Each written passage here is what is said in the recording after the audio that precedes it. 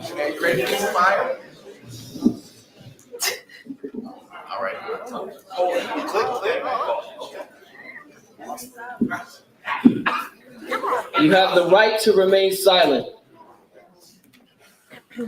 Anything you say or do at this point will not really matter because your skin color has already confessed to the crime. All right. You have the right to an attorney who will try his hardest to see that justice is served, but a jury of your peers, aka our attorneys, will have him outmatched 12-1. If you cannot afford an attorney, one will be provided to you free of charge because he is also on our payroll. Do you understand these rights as they have been read to you? Whoa, don't move. I see you reaching for your 9mm wallet. I see you reaching for your 38 caliber inhaler. Whoa, I said don't move. Stop breathing. You're puffing up your chest. I feel threatened. Stop resisting arrest. Is that a weapon? Lay down. No. Face down. No. Face ground. Bang. Pow. Oops, I did it again. I'm a pop star. No, I'm a pop star. No, I'm a cop star. No, by the time I get back to the precinct, I will be a rock star. Clap for 'em. I have more trophies with black names on them than BET award winners. Clap for 'em. I will probably be honored at the NYPD award dinner. Clap for 'em. They are going to throw me a parade. Clap for 'em, because when I clap for 'em, they go to the grave.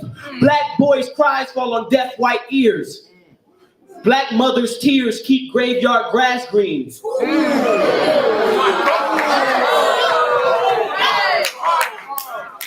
Black mothers' tears keep graveyard grass green, and black men's bones are the gavel with which judges finalize false convictions. Wake up, black boys. It's time to declare war. I wonder if Trayvon Martin's mother, how she feels that her son is a household name and he is not a household body. I wonder if Freddie Gray's family can still say grace over their food even though their prayers could not stop the thief that robbed him of his last breath. I wonder when Tamir Rice died playing cops and robbers if he still saw the former more innocent than the latter. I wonder if black women feel closer to God because they're steady having to lay to rest their only begotten sons. I wonder if black people's skin got darker because we're closer to the sun, then how many years will it take us to grow bulletproof skin because we're closer to the guns? I wonder. Come on, baby. I wonder if black people's skin got darker because we're closer to the sun, how many years it will take us to grow bulletproof skin because we're closer to the guns. I'm tired. I'm tired of going to funerals where babies are being buried in boxes bigger than the ones they used to put their toys in. I'm tired of not being able to say, see you later to my friends. We're steady practicing our goodbye words to each other. I'm tired of not being able to tell my girlfriend, let's wait until we're married. I'm scared she will walk down the aisle and see me in a box before she sees me in a tuxedo. I'm tired because I'm forced to stay woke in a society whose laws are written as lullabies to black people. I'm tired. I wonder if America will be alarmed when she wakes up and sees black folk ain't sleeping no more because the American dream is the African American nightmare. I'm tired because I'm forced to stay woke. And if I finally go to sleep, I might stay asleep forever. Got conversation about death. Got conversation about building a nation, about gaining knowledge of self. Not here to deceive ya. We'll make you a believer. Come build a nation with conversation, with prophecy and a T-bar. Conversations between comrades.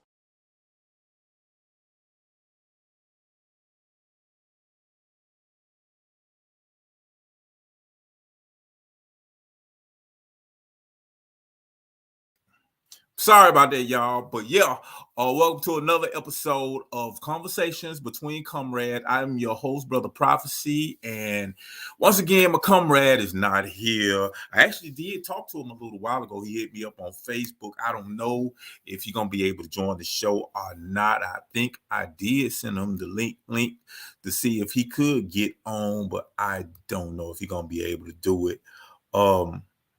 Hold on. Matter of fact, I did. Let me make sure I do that right now. So hopefully our comrade will be able to get on the show and we can do this thing properly. But if I can't, we still got y'all. We're still gonna continue to do this thing properly.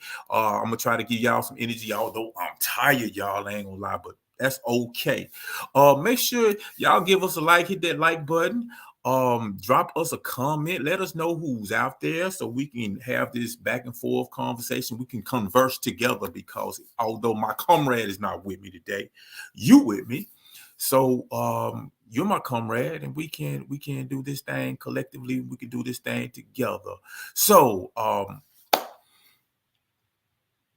intro the show with a little poem by this brother. I think his name was K.O. Nielsen. Something like that. But basically it was talking about how Black people are being under attack. And I thought that was kind of fitting for our topic today. And I'm gonna dive right into it. I don't know how long I'm gonna be on, but we are entering into Memorial Day weekend. Yay, I know a lot of people, you get excited, it's an opportunity to be off work or be off school or wherever.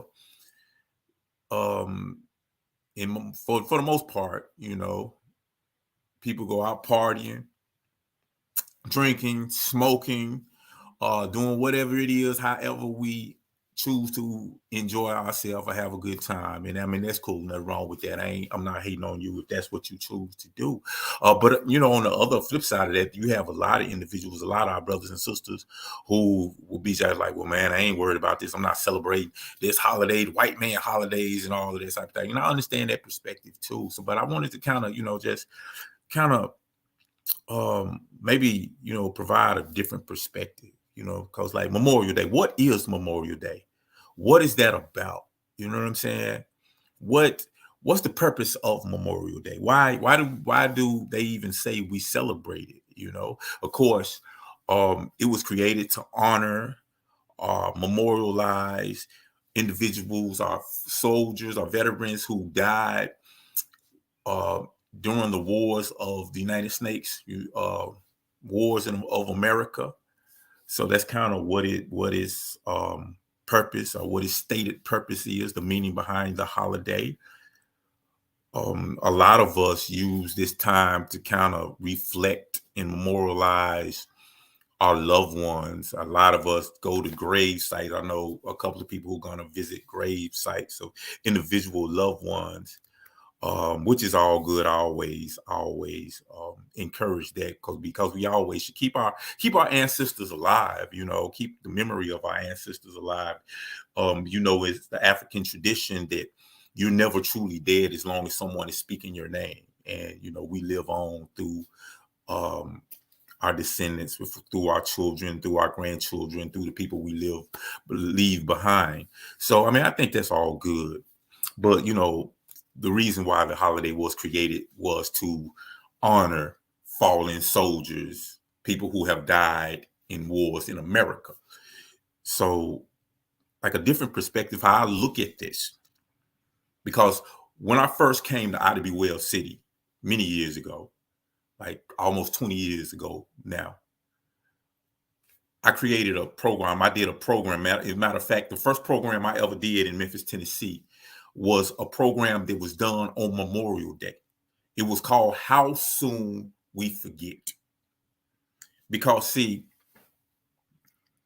there's been a war going on in America for the past 400 years that we don't even talk about. This never even acknowledged. With millions of victims that never get memorialized. never get honored, never even get acknowledged. But this war has been going on for 400 years, and it's still going on today. And I see you, El Abdul Muhammad, out there. How you doing, brother? Good. Always good to hear. My West Coast connection checking in, man. Hey, man, the Warriors lost and the Lakers lost. What's up, bro? Anyway, but like I said, there's been a war going on for the past 400 years, over 400 years. It never gets acknowledged. The victims never get memorialized. We never get a 21 gun salute for the fallen victims of this soldier, of this war, simply because this war has been waged by America against Black people, against New African people, against our people. So we never get acknowledged for this. So when I did this program, How Soon We Forget, in Memphis, Tennessee, when I first got here, we did it right in front of a place called Forest Park. Forest Park, back in the day, they had a life-size statue of this guy by the name of Nathan Bedford Forrest. He was the first Grand Wizard of the Ku Klux Klan.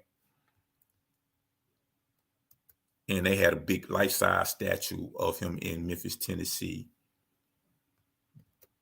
So we did the program there, and we had like big posters all over the park of brothers and sisters and children who had been lynched and murdered in this system.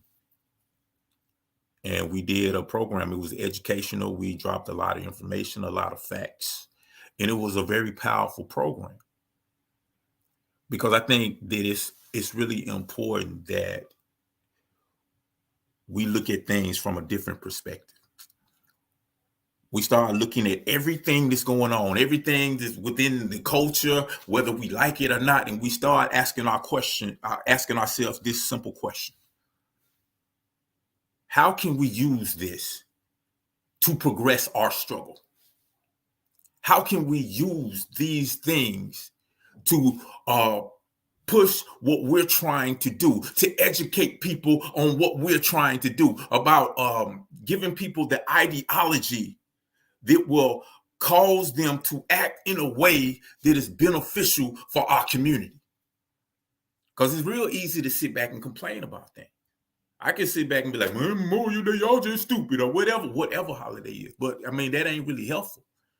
That ain't gonna change our concrete reality. It ain't gonna change our condition. So when I say a different perspective on Memorial Day, hey, it talks about individuals who have perished, who have died in war, soldiers who have died in war. Well, if you think about our perspective as New African people, as Black people in America, if you just think about that, well, every victim of the Middle Passage, every victim of chattel slavery, every victim of redlining, of lynchings, of mass incarceration, of police brutality, of miseducation in America, and the list can go on and on and on and on. Every victim is a victim of a war that has been waged on our people. So when I look at Memorial Day, I'm thinking, okay, why don't we celebrate our fallen soldiers? Why don't we celebrate? Why don't we memorialize? Why don't we honor the victims of our Holocaust? Because ain't nobody else gonna do it. They're not gonna come on the news and say, well, we're gonna honor, and we're looking back on the victims, the millions of victims of the Middle Passage. We're gonna honor, we're gonna raise up, we're gonna memorialize the many, many Black leaders who are assassinated by this system of oppression. They ain't gonna do that.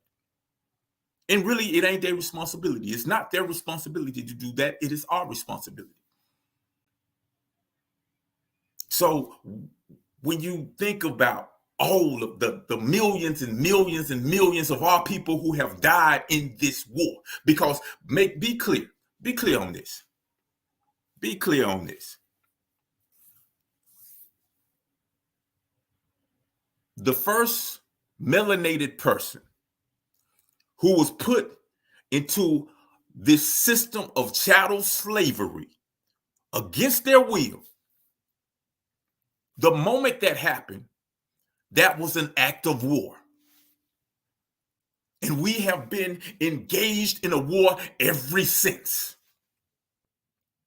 And this war still goes on today. Right now. Still going on. We're still fighting. We might not know it, might not realize it, might not even understand who the enemy is anymore. We might be suffering from Stockholm syndrome because the war that has been waged on us is not just a physical war. It's not just a physical war. We have been the victims of a 400-year psychological warfare campaign. And it has caused self-hate within our community. That's why every night in the street, even tonight, you see Black people just killing each other. Y'all know we talk about that all the time. You're like, why can't we always kill each other? What about Black on Black crime? Yep. Well, even the brothers who have died at the hands of so-called Black on Black crime, that people like to talk about so much, they too are victims of this war against Black people in America. Because like I say, we suffer from Stockholm syndrome. We don't understand who the enemy is. We've been so thoroughly indoctrinated into this propaganda, because propaganda is the first campaign that is ran in a war. A propaganda campaign, that is the first one. Think about any war. Any war. When they went to war with the indigenous people, oh, they were savages first. They were godless savages. We went to war with the African brothers and sisters and caused them to bring us over here, to put us in this system of chattel slavery. We were uncivilized, godless heathens. When you went to war with Iraq, Afghanistan, they're terrorists. Gotta get them. So the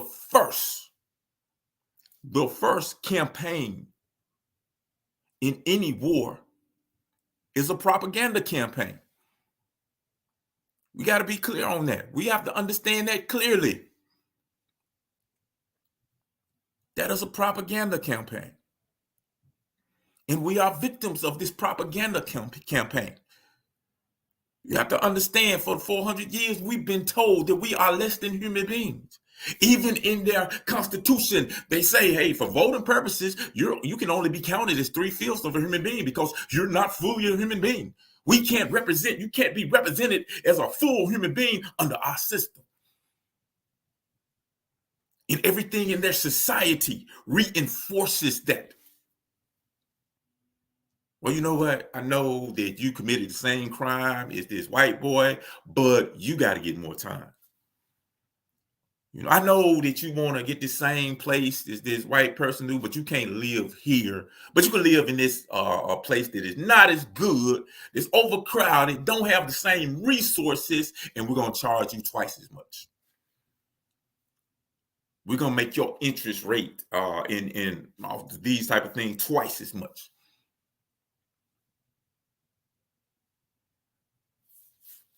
So everything in society has reinforced this psychological warfare, this propaganda campaign that has been waged on our people. So what you see out in the streets, in the so-called projects, the hood, whatever you want to call it, that's the manifestation of a war campaign that has been successfully ran on our people. That's what that is. That's what that is. It's not an accident. It's all by design. I mean, you can go back to redlining when they pushed us all into these communities that lack the resources that we need. And we already know. Everybody knows that crime is fundamentally caused when you have people who lack the resources needed to survive.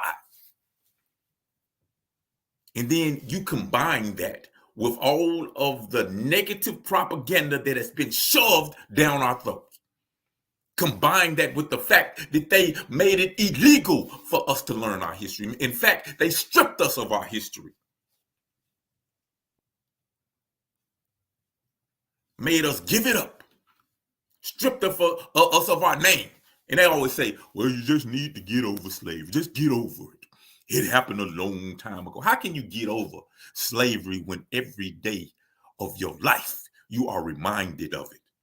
The names in which we wear today as Black people in America come from a slave plantation, from a former slave master of your ancestors. How the hell you gonna get over slavery when you're still wearing the slave master's name? But like I said, all of these things are the manifestation of a war that has been waged on our people.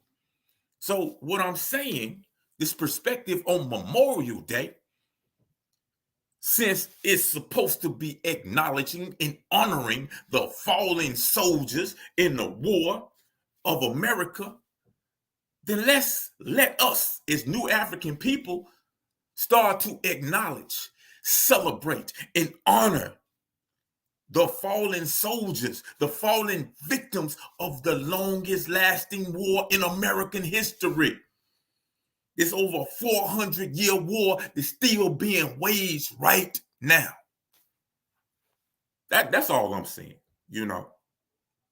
That's all I'm saying. It's like, hey, at some point in time, we got to start looking at everything in our disposal to try to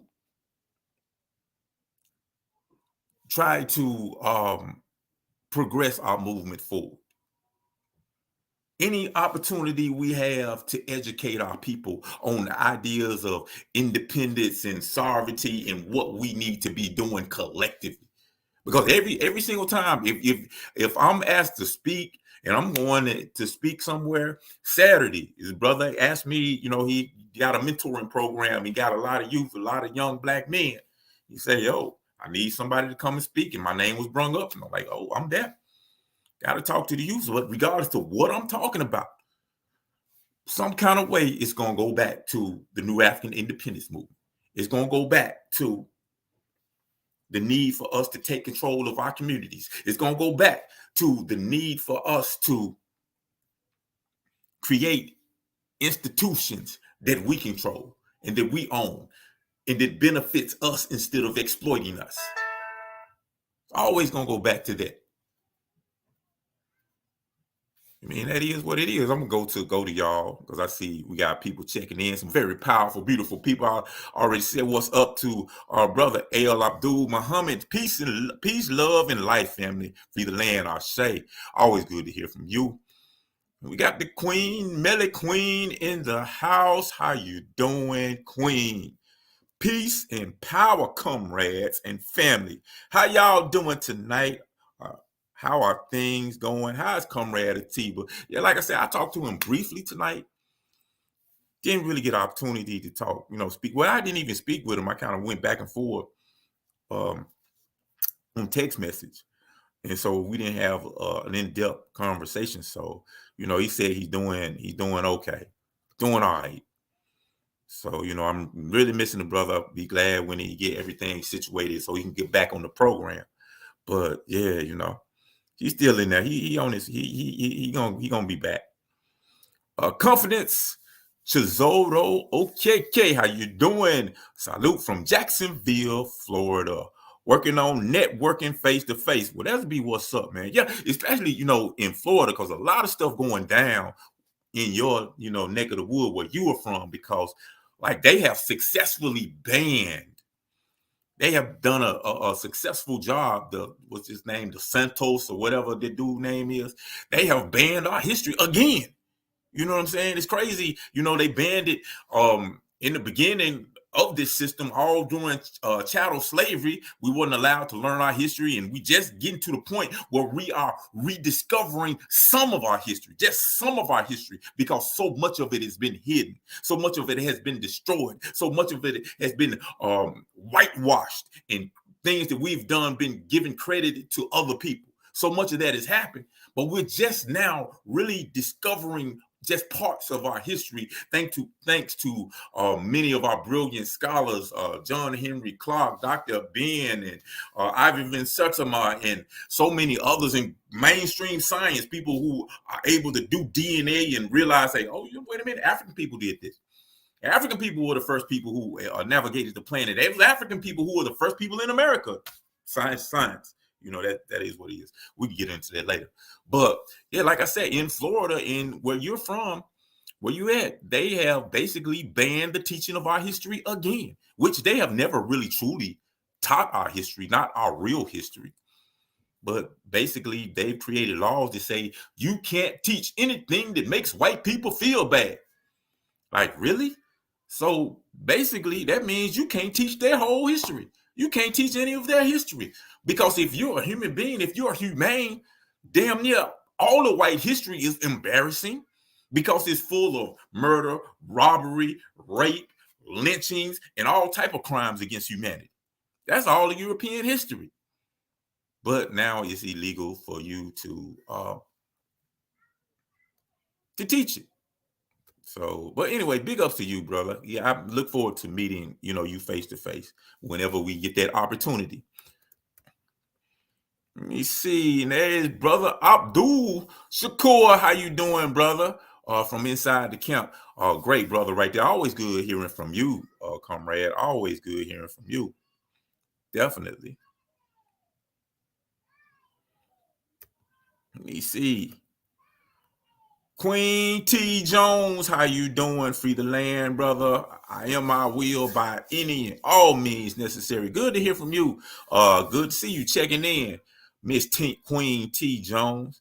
But yeah, so, we're talking about Memorial Day. We're talking about, and can y'all hear me okay? Because I don't know. I kind of got a different system going on. Let me know if y'all can hear me, if you can't hear me.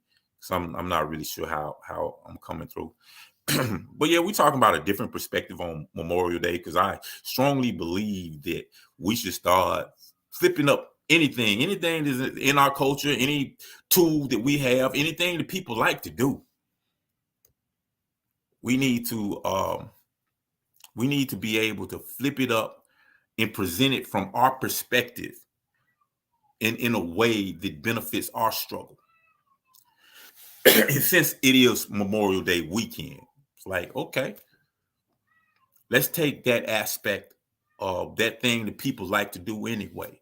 And most people, the reality is, most holidays, people don't really even think about what the true meaning of it is or where it comes from.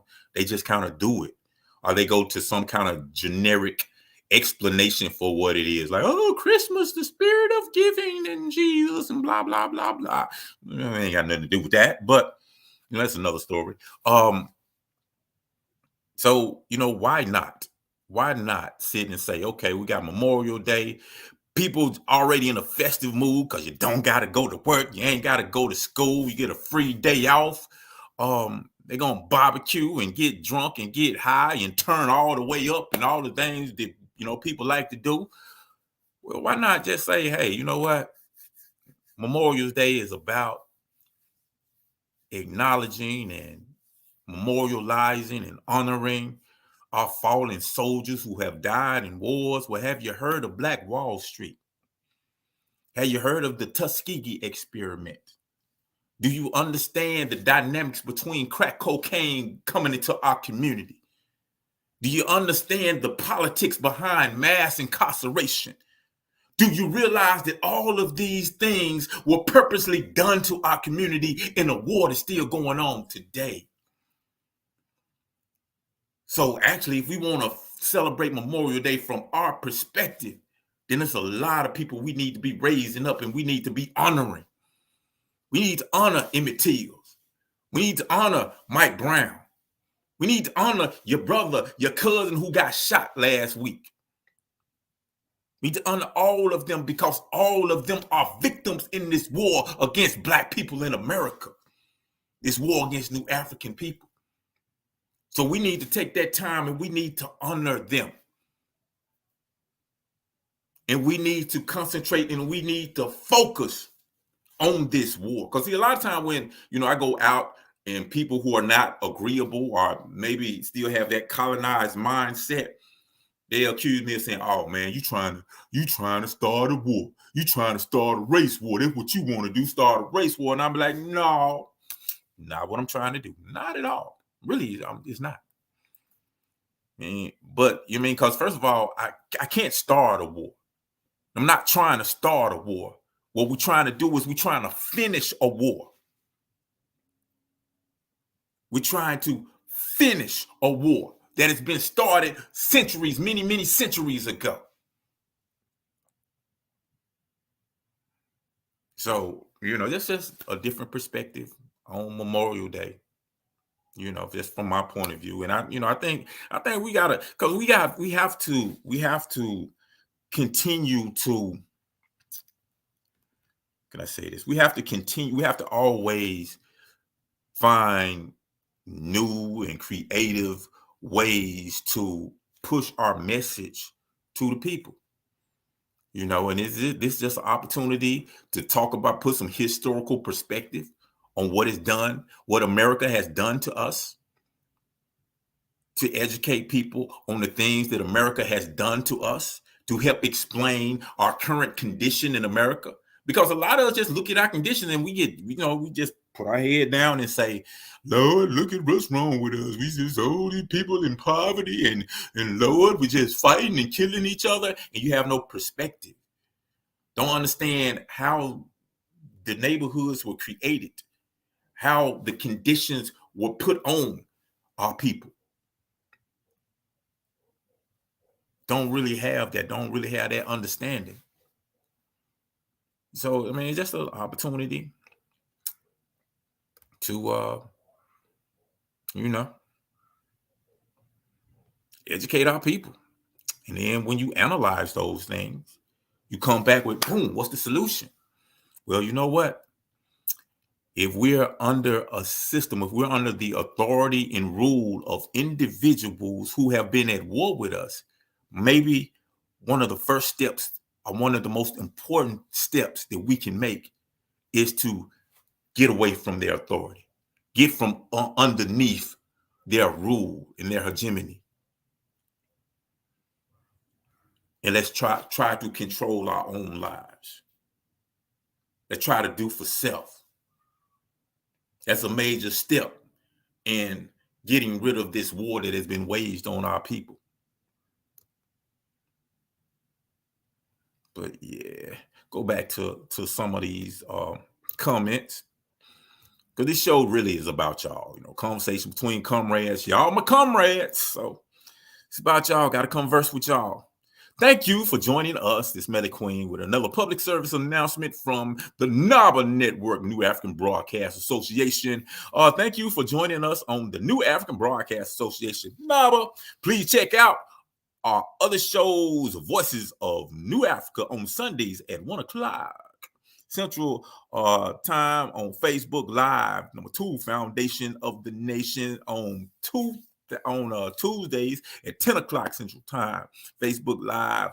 New African Perspective, Mondays, 1 o'clock Central Time, Facebook Live. The Truth and Power Corner, 5 o'clock Central Time, Blog Talk Radio. And you can tune in to that by calling telephone number 563-999-3738.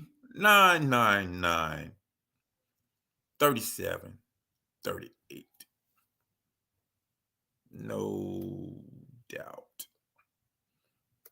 Definitely. So yeah, make sure y'all checking out our shows. We got a hell of a lineup, and we're about to add. We've been kind of, I can't say me. I've been kind of slow on getting a lot of these other shows, because we got a lot of shows that's in development that we want to put on there, and I really just got to squeeze the trigger. Sometimes, ain't not to just be trying to put excuses on there, but I wear a lot of different caps. I do a lot of different things, and just a secret, for people who don't know, when you do a whole lot of different things, a lot of stuff gets neglected.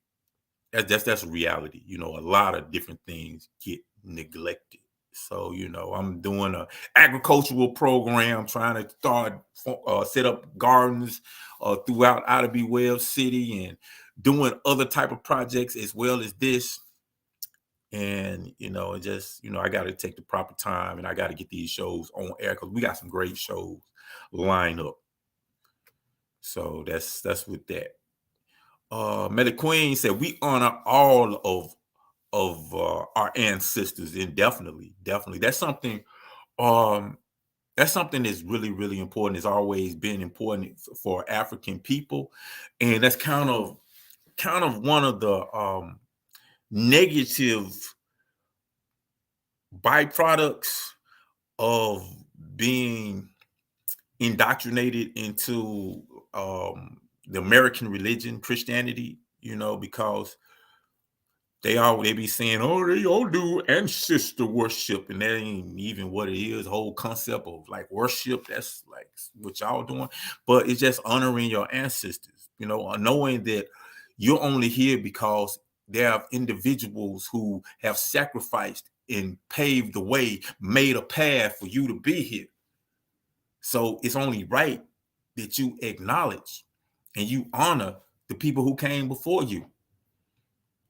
You know, it's a beautiful part of African culture, and something we definitely have to continue to carry on and continue to do. So, you know, people who have been indoctrinated into a mindset that there's something wrong with that.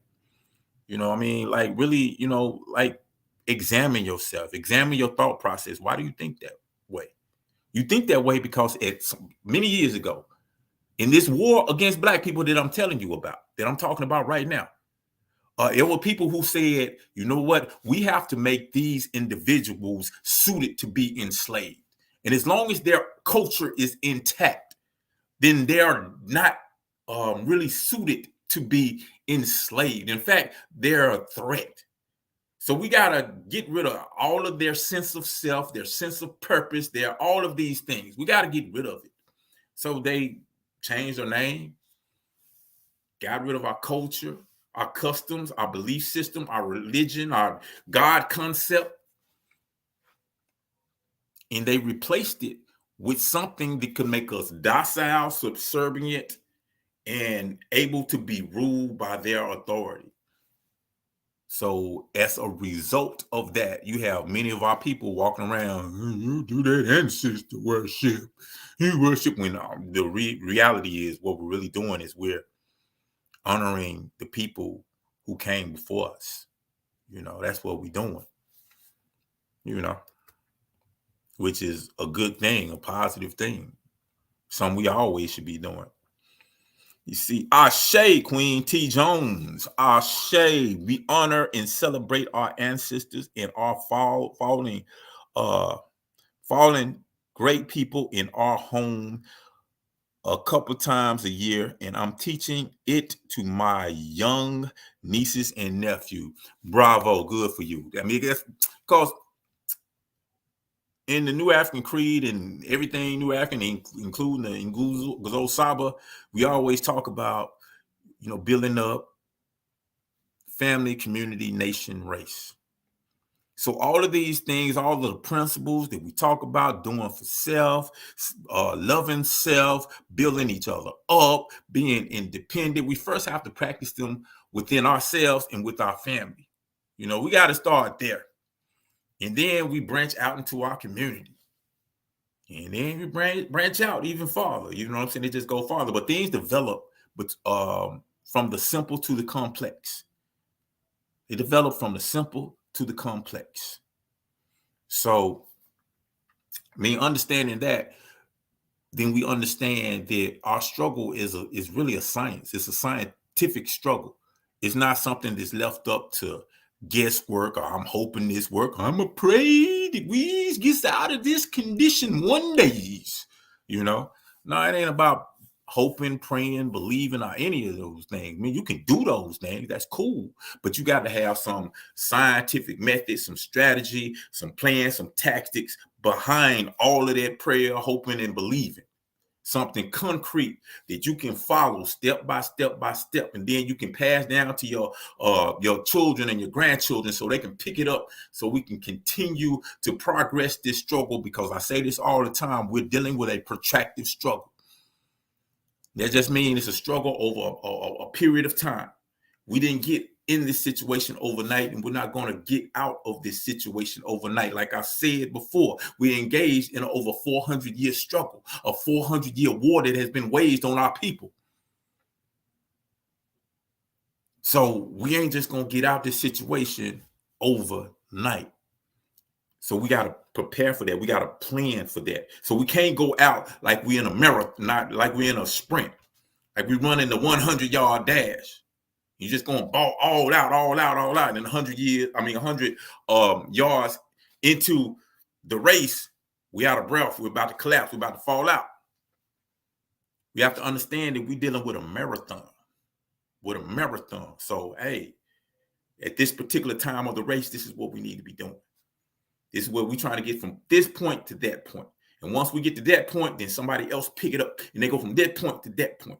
And ultimately, before you know it, we don't completed that 26-mile marathon, and we at our goal, and we're looking at liberation, true freedom, not pseudo freedom, not this thing that we look up and say, oh, I just want white people to treat us better. I want to be equal to white people. That always tripped me out.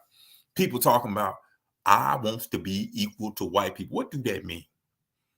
Equality, equal to white men. It means you want to be treated the same way as they do. I guess that's really what it means. But I mean, when people always say, oh, I just want to be equal, I always, in my mind, I'm like saying, who the hell are they to be equal to?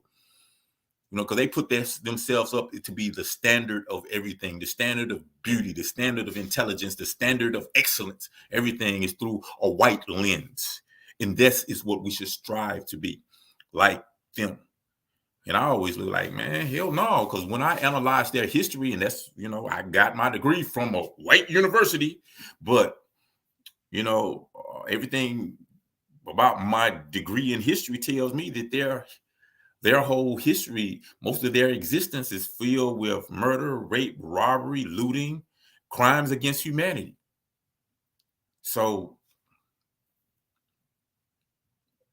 ain't nothing about that something that I want to be equal to, because I'm better than that. We're better than that. And what we're engaged in the New African Independence Movement is an attempt to really create a world that is not based on the exploitation and the murder and the robbery and the raping of the masses of people, which is basically what type of world in which these individuals have created. But anyway, Mr. Kevin Boxdale, how you doing, brother? It's good to hear from you, man. That's an old classmate of mine way back in 9 Deuce. How you doing, man?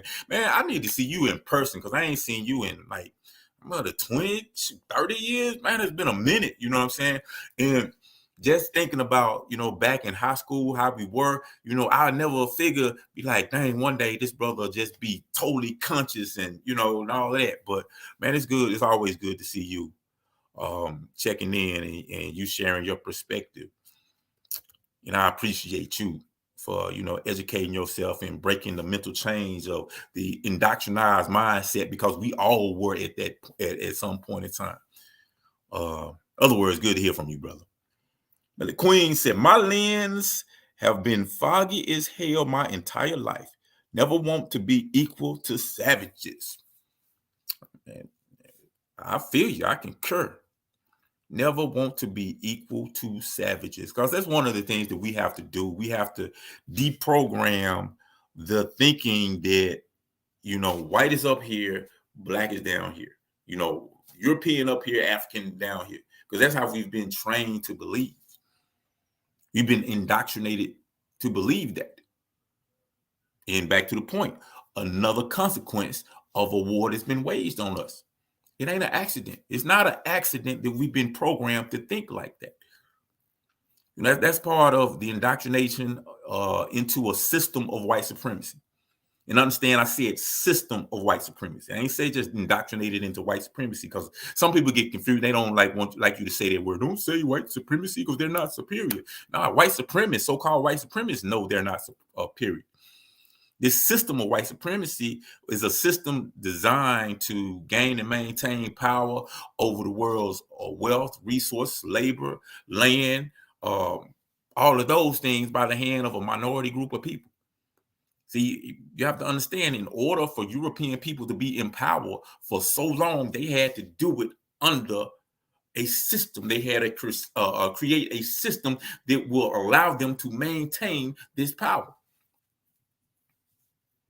That's why you have majority rule in America, but in apartheid, in South Africa, you had apartheid. Because black people is a majority over there. You can't do that over there, because now if you do that, then European people are no longer in power. And, even after that system is so-called falling, they still manipulate things, use technology as brothers in the nation would say, in order to maintain their power. But it's all a system, and we have to understand the ins and outs of the systems, the strengths and weaknesses of the system, so we can properly attack it. Because nothing is indestructible. Nothing is indestructible. If you take a scientific approach to things and break things down to its smallest, to its lowest common denominator,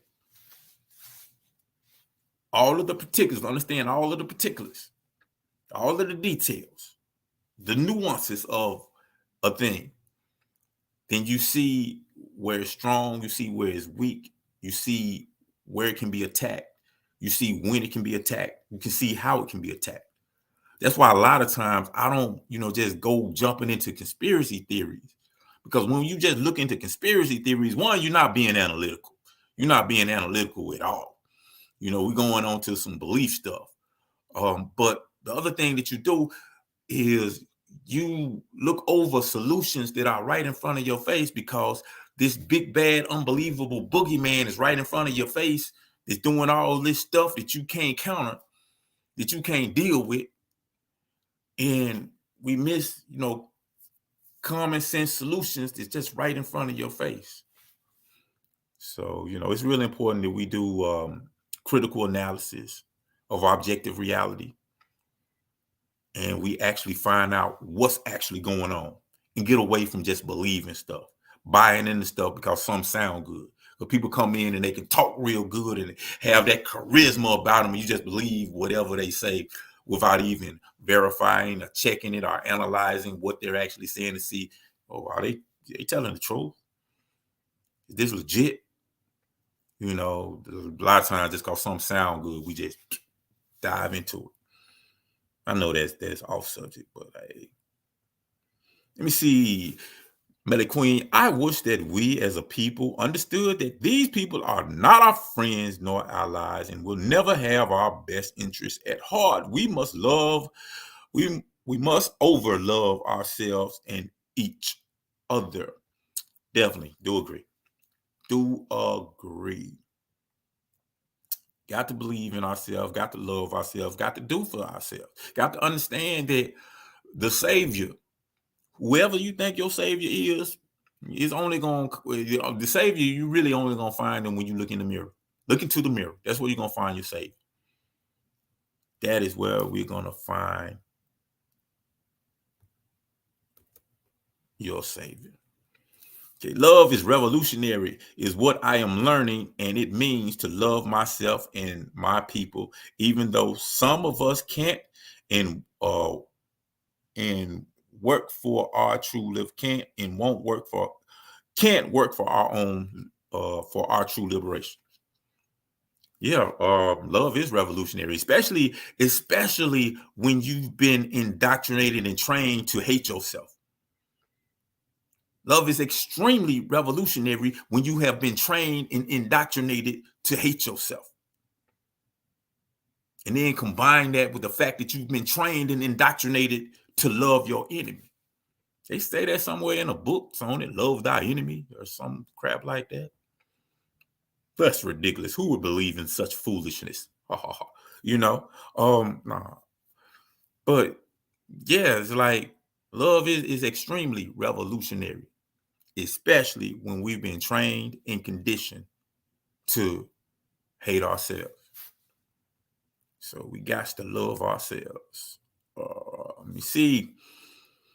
They call them conspiracies so that we do not analyze what is real and work from there. We have to pay close attention to it all because I am finding out that they put their truth in between the lies and conspiracy. Ashe, Melly Queen. Ashe, 100, 1,000. You said a mouthful right there. You said a mouthful right there. That's why, it's really, really important that we understand how to do critical analysis and we look at everything with a critical eye, because if you don't, a lot of times when you jump into consciousness, you become even more susceptible for being misled, because you automatically can condition yourself to just, well, I don't believe anything. I don't believe that's true. That ain't happened. That ain't true. And then, whatever conspiracy theory come on, we just jump on it. And that's the easiest way to deceive you, period. Because then that means they don't even have to lie to you. All they got to do is tell the truth to you, knowing you ain't going to believe it in the first place, and put out some kind of alternative narrative, knowing you're going to jump on that. And then you'll be really confused, really lost. But what you have to be able to do, you have to be able to look at the information, analyze it, dissect it, break it down, and say, is this true?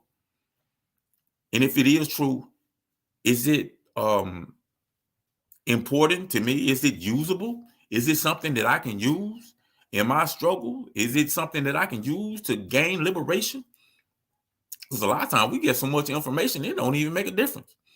We be arguing about stuff that ain't even important. Don't mean that ain't helping us one bit to gain our liberation. So I'm with you. And the part about they put their truth in between the lies and conspiracy, very true. Very, very true. And that's the beautiful thing about doing a critical analysis.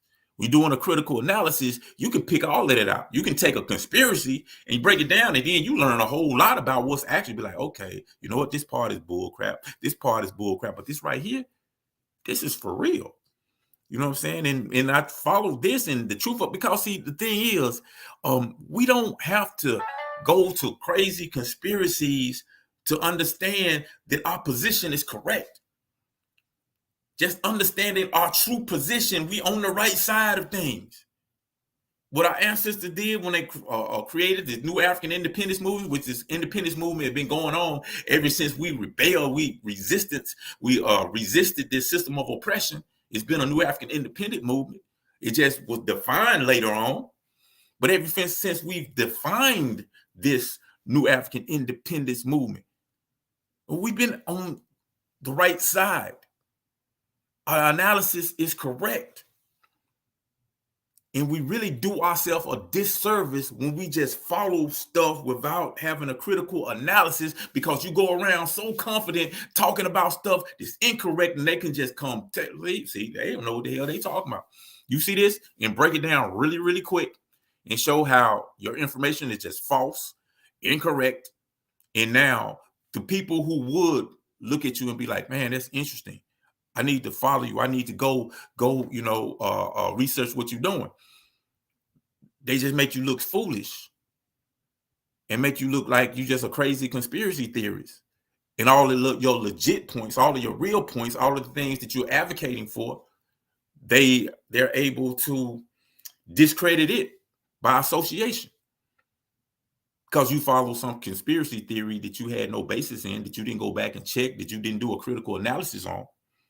Now, when you talk about the ideology of the new African independence movement, they just throw all of that in there with it.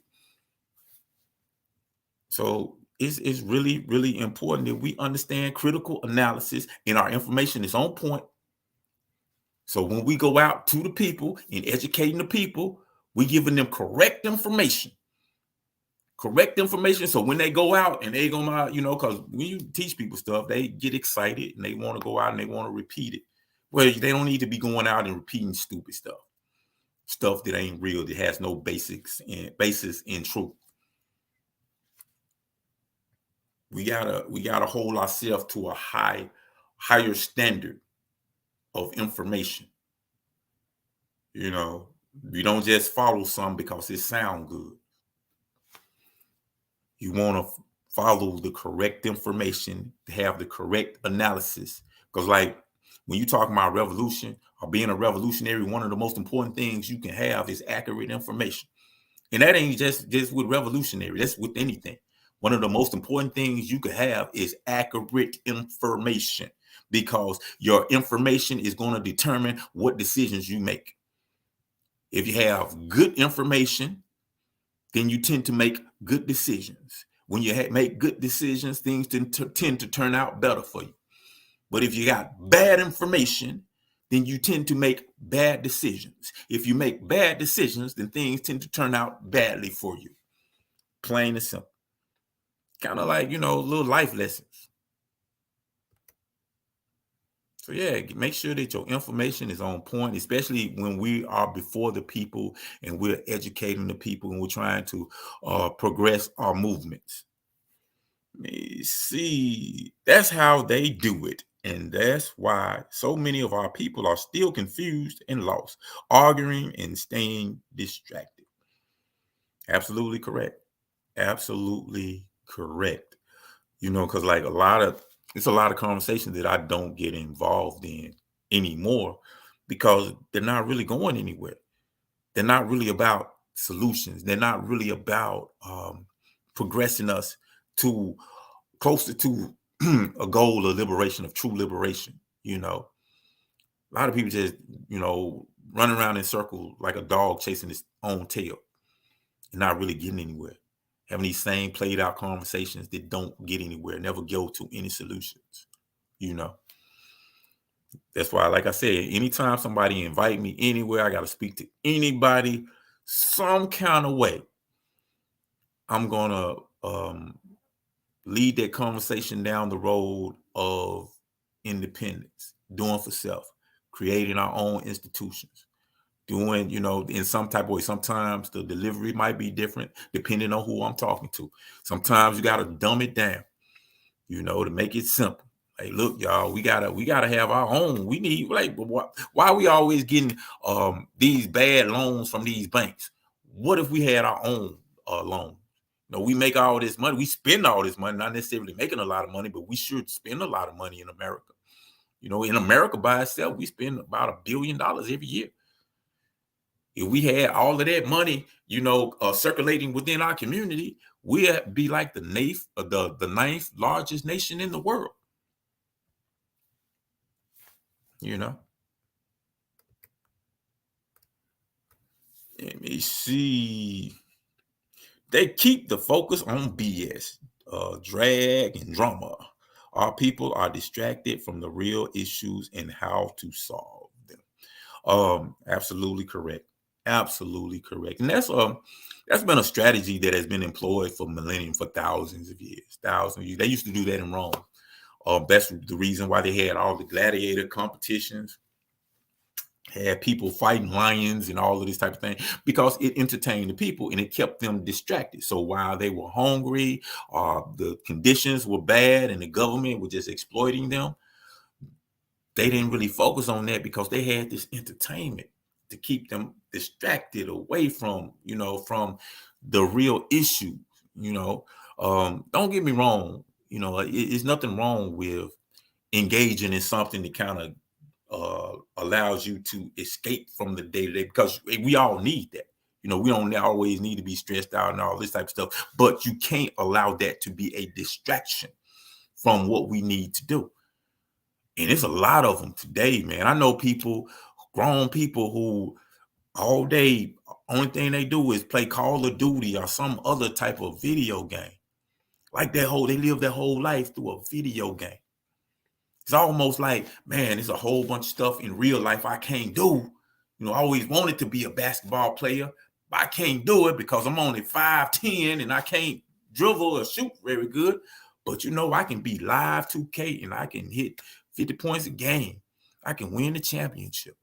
So yeah, that strategy and technique is something that has been employed for thousands of years. I mean, this enemy that we are up against has had a long time to really perfect their brand of evolving and constantly changing and adapting to changing times. That's why we have to be serious about what we're doing. That's why I go back to that concrete analysis of concrete conditions. You got to do that. We got to be up on that. We got to engage in it. We can't be slipping on it.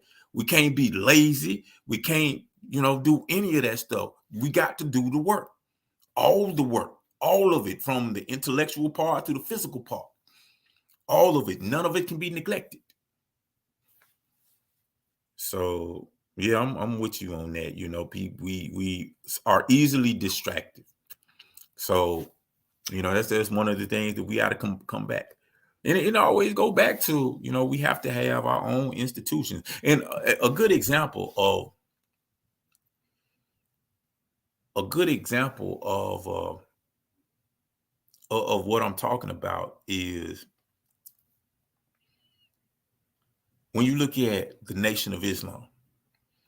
I know everybody ain't necessarily fans of the Nation of Islam, but they're a part of our movement. They're a part, got to give Elijah Muhammad credit that he deserves.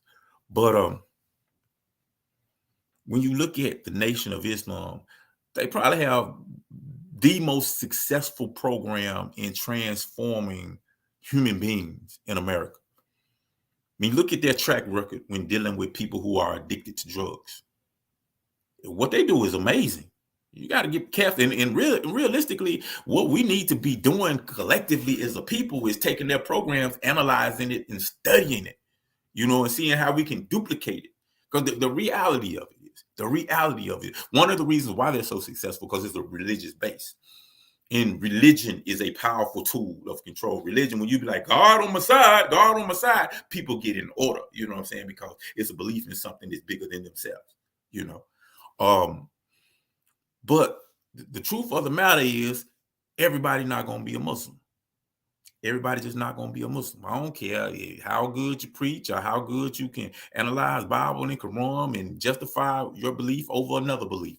Everybody's not going to be. So we got to take that in consideration. We gotta look at that, and we gotta understand, okay, that's not gonna work for everybody. But what we can do is we can say, okay, y'all have these programs that work effectively. Let's study it. Let's analyze it. Let's look at the things why they're successful.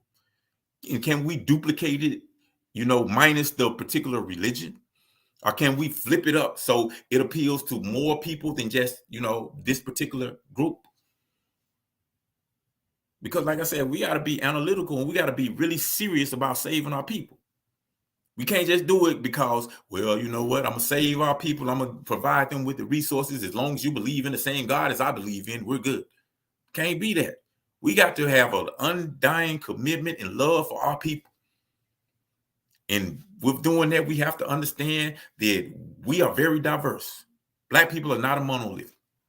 You have Black people who believe in Christian. The Holy Ghost, hallelujah, is in there, and you ain't gonna get it out of them.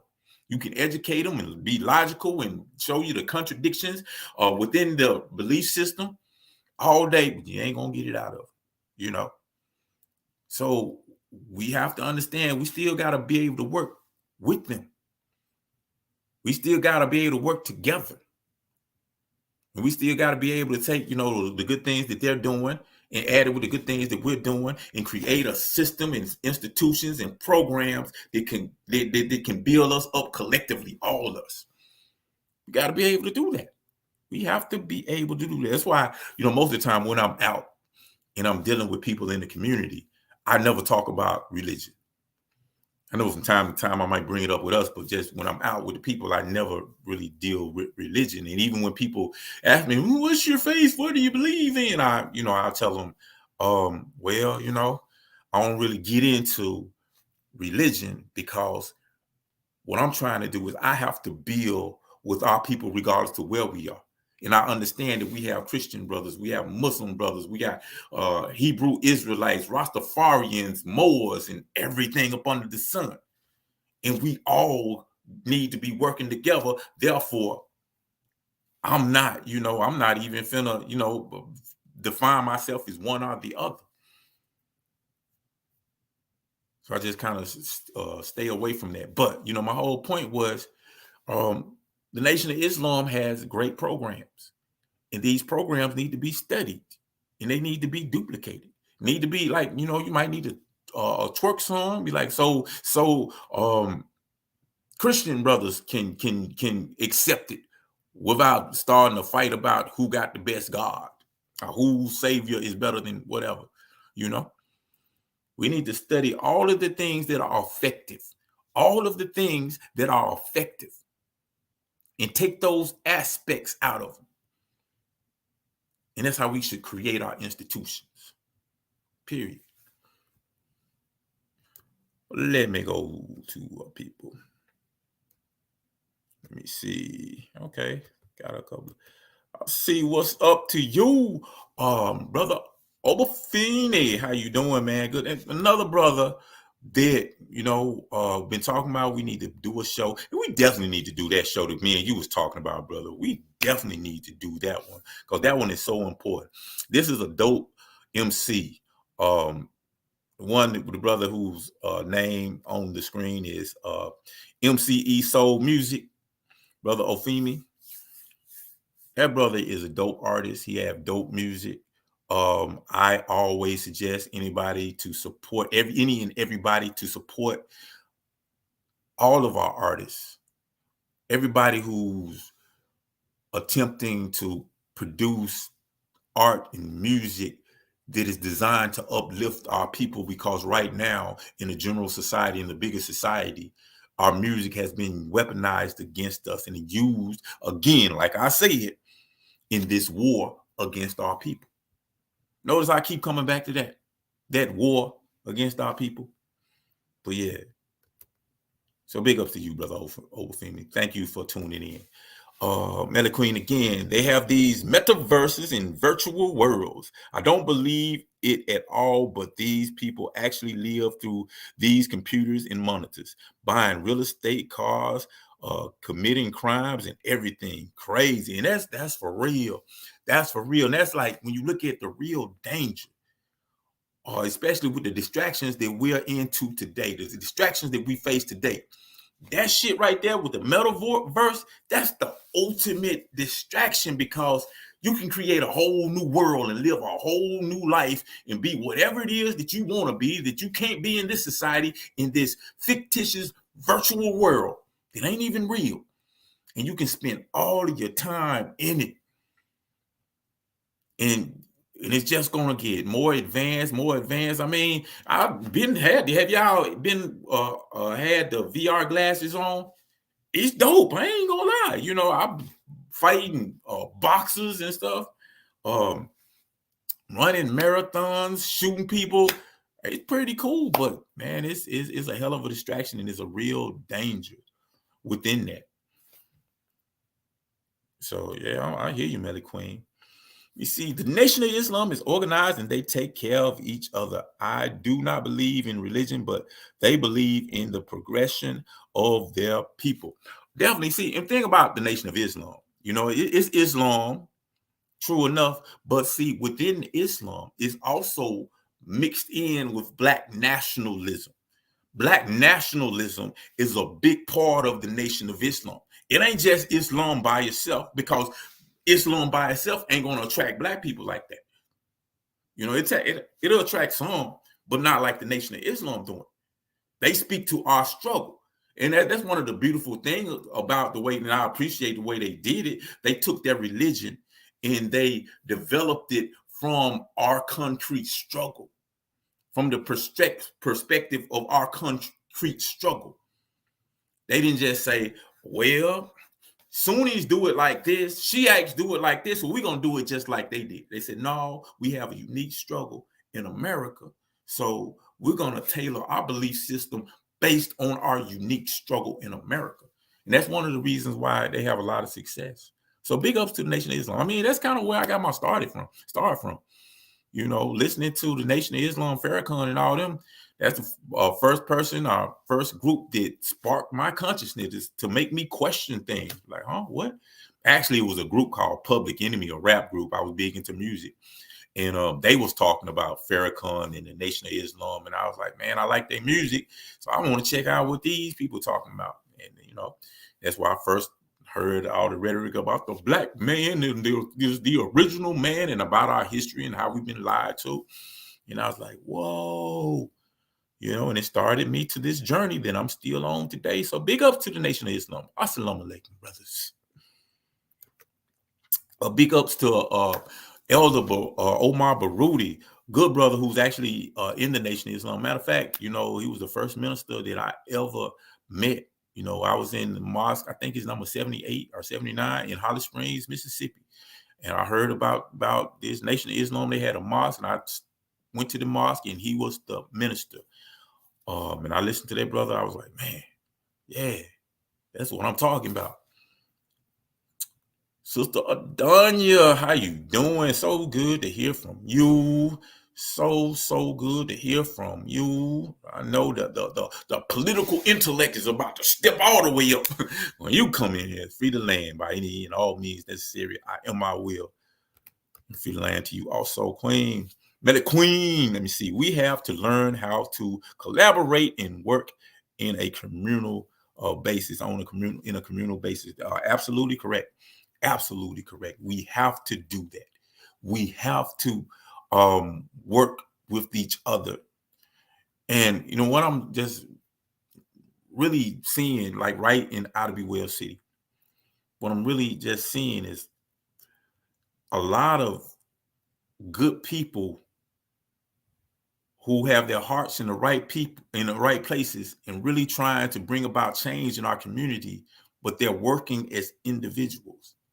You have groups over here, an individual over there. You got a person with a school over here. You got somebody with an organization over here, but we're not working together, so our movements are stronger. We're not building each other up. We're just working as individual, which is a European mindset. Because in European, the European value system, the individual is more important than the collective. That ain't African. So like I said, we got to shed this European mindset, because one of the worst things in the world is to have an African person with a European mindset. So that's what you're saying. And so, I'm with you 1,000% on that, Melly Queen. We definitely have to collaborate. We got to work communal, because that's how, that's how our ancestors did it. That's what works for us, working collectively. You see, they are capitalists, though. I gotta do a better job of getting to these comments, because a lot of times I get to the comments and y'all responding to something that I said, and by the time I get to the comments, I forgot what I said. But yeah, I don't know what I was talking about, but coming from you, I'm definitely agreeing. Adanya said, as Malcolm said, keep your religion in the closet. Absolutely. And Malcolm, that's a brother who did a beautiful job of articulating, that whole principle.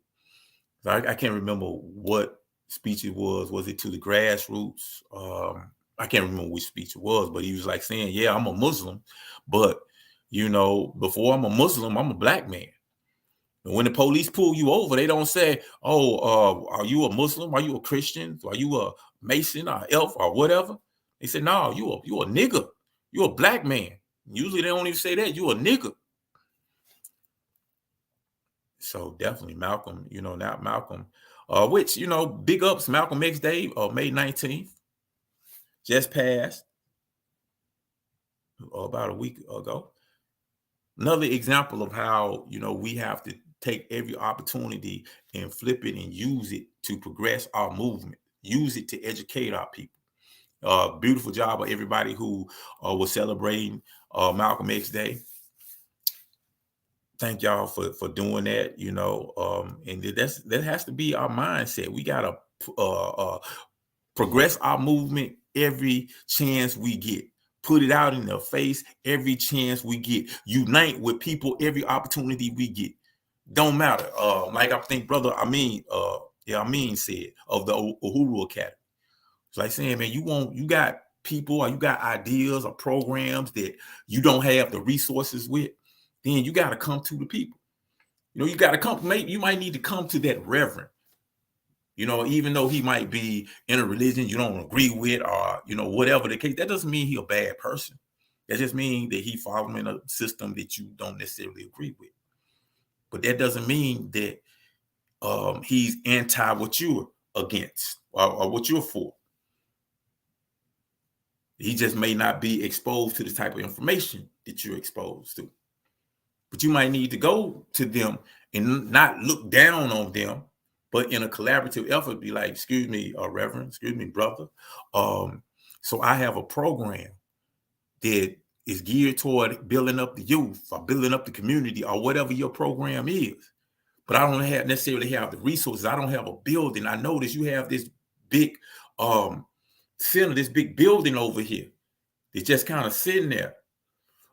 What we got to do in order to work together so I can use that building on every Saturday from 2 o'clock to 5 to run my program so we can help build our community up. We got to have them conversations. We got to take every opportunity and use everything we can to come get our people and take control of our community. On every level, on every aspect.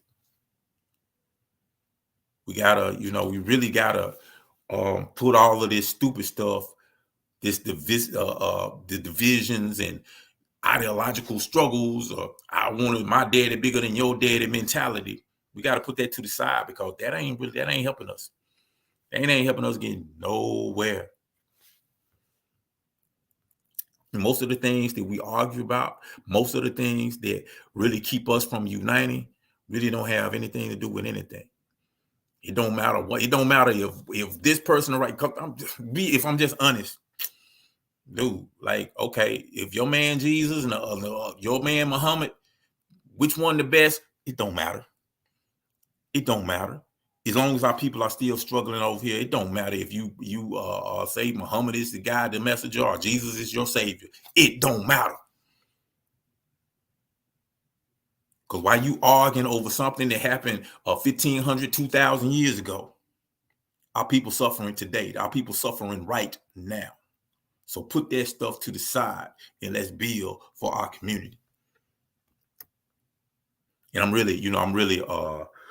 really saying a lot of this stuff is a pep talk to me because the individual who invited me to speak to the young brothers, the at-risk youth that he mentors, he actually owns a building. And that's my whole plan. I ain't told him yet, but I'm going to be trying to talk to him about like, okay, you got this building right here. What can we do with it? What kind of programs can we set up? You want a because, me, I started several different type of programs, started agricultural program, a martial arts program, a survival program, a film program. I started all of that. I've done that, all of that, like I told you, I'm a dude who's into a whole lot of things. And that's one of my problems because a lot of times I'll be doing too many different things. And when you do that, things get neglected, but can't help it, I got these skill sets and anything that I know how to do, I ultimately turn it into a program that we can teach and we can use to help build up our community and our people. Point blank. And that's a strategy that I employ everybody to use. If you're good at something, you know what? Turn it into a program and teach it to others. If you're good at tying a tie, you know how to tie a tie. You know what? Okay. You teach all the young boys in your community how to tie a tie, how to do it. The other day, I'm in this apartment right now, but I have I put a garden on my balcony, just using some containers that I found on the street, and I created a garden. It's growing and it looks like it's pretty dope. I'm actually proud of it. It's the first time I did a container garden. And the other day, it was people stopped like, "Oh, what do you do?" And they started talking about hydroponics and all of these type of stuff. And they was like amazed at the fact that I'm in this apartment and I got this big old garden like on my porch. And So I talked about it, and I was like, well, hey, y'all want to learn more about this? Just holler at me. We can start a program. We can help set this up to in everybody's balcony. And we can, learn about how we can collectively grow our own food. So we ain't always got to go to Kroger. In my neighborhood, they ain't even got Kroger. It's like Save a Lot. It's the little bootleg grocery stores, which, but anyway. I know I'm just rambling. What were you talking about? You have to overlook the rhetoric and the idealism, but we do meet people where they are. Exactly. And that's an important point and an important thing to understand is meeting people where they are. Because I think a lot of times in our movement, especially the new African independence movement, it be clear, our ideology is way more advanced than people in mainstream society. It just is. And it's always been like that. That's kind of a Black nationalist thing. A lot of things that we was talking about in the 60s, people in just the general public in the like Black Lives Matter movement or whatever, they just now talking about now. Like you hear people now talking about, well, we really ain't just talking about civil rights. We're talking about human rights. Malcolm was talking about that in the 60s. So, but it's really important, even though we can have this advanced ideologies, that we understand how to meet people where they are, how to identify and how to relate to people where they are. Because a lot of times we come in, we talk down to people. That's not effective. It's not good. It's not good because we can rub people the wrong way. Don't nobody like for you to look down on them. Be like, you don't know nothing because I know everything because I read 18 books and I've activated my chakras and all these things. No. So we got to deal with people where they are. And we have to be sincere about helping the people. And a lot of times that's where we can find common ground because there's a lot of people out there who look at our communities and they don't like what they see. A lot of us, are in that same boat. They see the same thing that we're seeing. They may not can articulate it the same way that we can articulate it, but they see it and they want to change and they want to help, but they don't necessarily know like what path do we need to take. So we got to be like, okay, you got resources. I got ideas. Let's bring it together. Let's bring the ideas with the resources. See what we can do. See what we can build upon. I think if we create these institutions that we can control and benefit our communities, we can help alleviate some of the stress and some of the struggle that we face every day. We can create liberated zones and understand a liberated zone is not sovereignty, but it's a step. It's not the ultimate goal, but it's a step toward that. So if we can create liberated zones, then we can ease some of this pressure because the pressure is coming from institutions that govern our lives, but do not work in the benefit of our lives, do not work in our own best interest. So we got to be able to detach ourselves from the dependency on these institutions, from their educational system, from their financial system, from their political systems, from all of these systems and institutions that they have set up within our community that we are dependent on, but only aid to the exploitation of our people. So, I mean, we can articulate that to, our brothers and sisters who are out in the community who might have resources that we don't have. And we can work together with them and collectively we can start taking back control of our community. Because like a lot of times we might have ideas and we need this, but we don't. Well, I don't have the money to buy a building. I don't have this. I don't have that. Because a lot of our people do have these things, and we got to learn how to network and work together. And that's why it's really important to always understand it's a protracted struggle. It ain't something that's just going to happen overnight. So if we know that it's a protracted struggle, then we work on these relationships.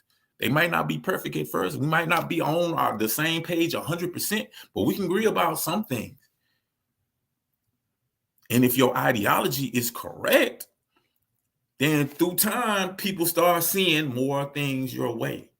They start seeing the error in their thinking. Like, oh, okay, I might, be still kind of indoctrinated in colonial mentality. But if we working together, because social practice is the criteria of truth. Social practice is the criteria of truth. And what does that mean? That means that to figure out if something is or not, we got to put it into practice. We got to do it. We have to work. Can't just be sitting up theorizing about things all the time. We got to actually put it into work and make it happen.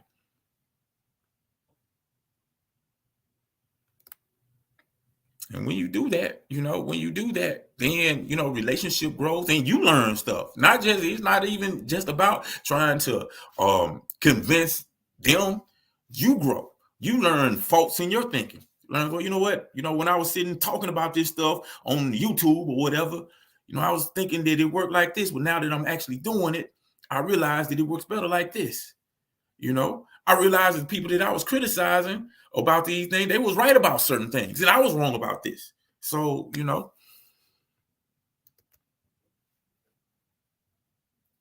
got to put in that work, got to put the words and make them manifest into actions. But we have to take the good points on how they are able to organize and use the benefits. Not the capitalistic aspect of their organization. I do not do the religious thing either, religion thing either. Definitely, and that's why it's so important to be able to do a critical analysis, to think critically. Because if you think critically, then you can see something. Man, look, I'm a survivalist. Now, it's a certain amount of my survival training came from my master teacher and stuff like that. But how I really got to the point where I'm a survivalist, because I went beyond that and I was like, okay, I learned a lot on my own and I expanded it on my own. And honestly, if I'm going to be real with you, a lot of probably 65, 70% of my survival training came from these redneck folks who wave the rebel flag and don't give a damn about people who think like me. I sit in their face and, talk that whatever talk and got the information that I need. And you'll be shocked at what these white folks are learning. You will be shocked at what these white folks are learning and teaching their children. You can go to a public event. You can go to gun shows, buy whatever. You can buy hand grenades at a gun show. I'm going to say that again. You can buy hand grenades at a gun show. They do it in a real slick way. They be like, okay, the body of the grenade is over here. The gunpowder is over there. The pen is over there. Whatever part, all the parts are there. You just got to have the knowledge and knowing I got to buy this, this, and this. Take it home and put it together, and I got me a hand grenade. But it's all there. It's all there. You can buy books that teach you anything you want to know. How to create improvised weapons, how to create bombs from things that are in your kitchen. All of these things that people in certain organizations had to learn in secret. They do that shit in public. They do it in public. I'm like looking at stuff and I'm like, how the hell they selling this type of stuff? These are like terrorist manuals, and they just selling it in the open. So I say that, it's important to be able to do a critical analysis, because if I was just one of them people who would be like, fuck them white folks, I can't be around them, then I'd never learn half the things that I know on the survival front. I wouldn't know them because I wouldn't be able to be around them white folks to learn them, to infiltrate them. And when I'm around them, I wasn't like, power to the people, black power, y'all, fuck y'all. I wasn't like that. I was like, man, I'd say some slick shit, be like, man, them liberals, man, trying to take away our guns. Man, fuck them liberals. And honestly, I do mean that. It ain't even like I'm lying about it, it's just all the other shit that they talking about that I ain't with. But anyway.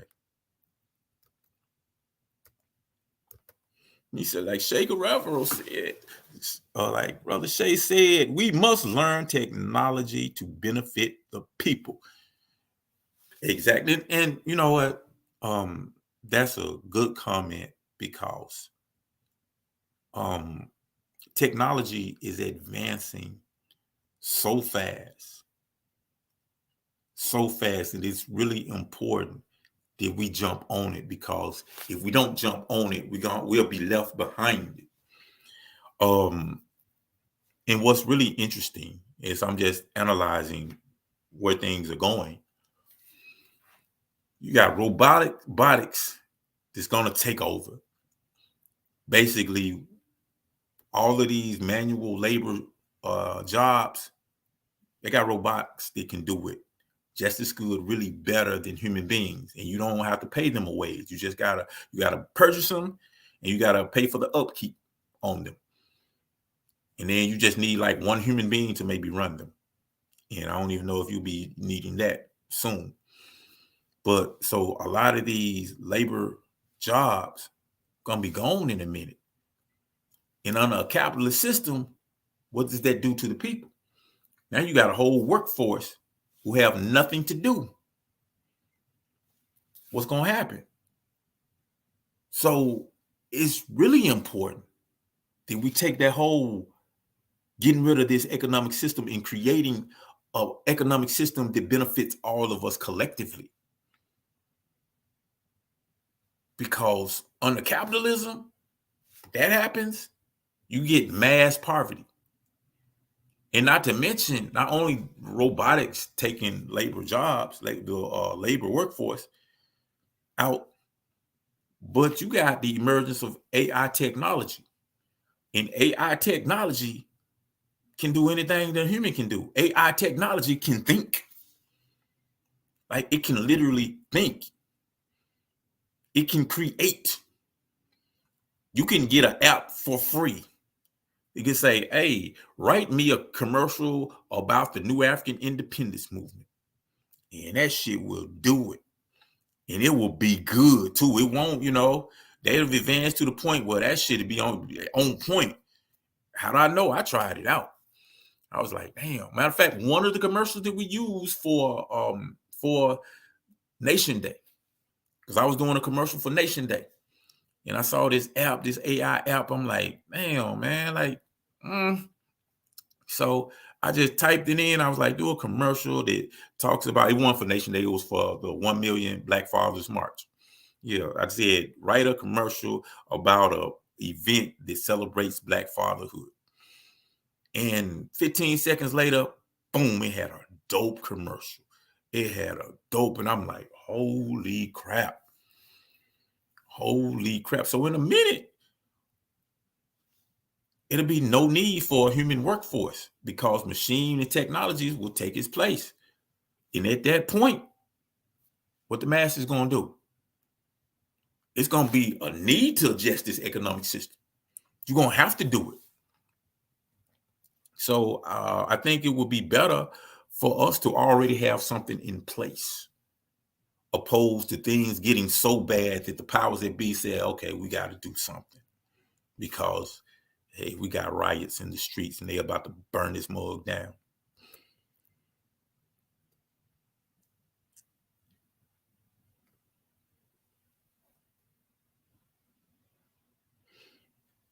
What's that? Internet.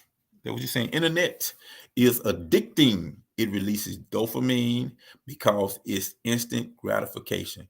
You're absolutely correct. And really, social media and the whole internet thing has really rewired the way we think. I was doing a film for a sister who's actually like a vegan chef yesterday, and I was doing a video for her YouTube channel.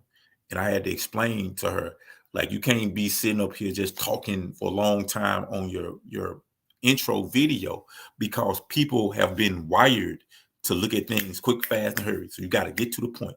You got to get to it really quick. You got to grab the attention straight off, and you got to get to the point. Because if not, hey, they're going to turn you off, get to the next thing, because we've been rewired, because everything has to be now, it has to be fast, it has to be instant. this instant gratification. And like you said, it releases dopamine, which is that pleasure hormone. This, in the brain that make you feel good, and and it's addictive.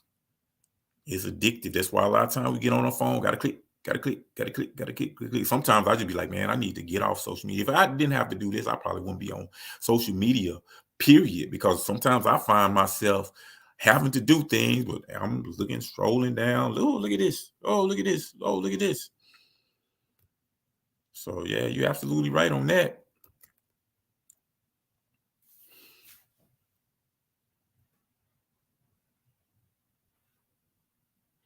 Let me see. NOI mixes truth with rhetoric. It's reactionary and black capitalist by definition. Consciousness happens in stages. I don't disagree with that. I don't disagree with that. It does. I tend to be less critical on them because I know that they have done a lot for breaking a lot of the mental change that our people have on this American, nightmare. But you are correct. Within the nation does mix truth with rhetoric, and that's really why they're successful. Because we've been so indoctrinated with religion that they kind of use that indoctrination to help pull people in to what they're doing. But that's why, like, we have to be critical in our thinking and what we do, and we have to be able to come to people and unite on things that we are alike, on our common ground. We have to be able to find common ground and work collectively together, because some of the best brothers I know in the Nation of Islam, no joke. And it's a lot of great principles that they have. They're extremely disciplined. And they have a strong regard for women, a belief in protecting, of being that man, and they have a great program for really uplifting men, teaching boys how to be men, how to be responsible, how to be respectable, how to be that protector and that leader. So it's a lot of great qualities about them. And trust me, I've seen the things that I disagree with. I won't say negative. I just say things that I don't necessarily agree with. That's probably the reason why I never joined the Nation, because 1995, I was at the Million Man March in a suit and bow tie, no lie, with the Nation of Islam. Took a bus to D.C. with the Nation of Islam. And in fact, if you go back and look at some of those the news coverage of the Million Man March, on a lot of them, you can see me because we was right up front. I had on a leather coach, long trench coat, had a bow tie on, and and it was me.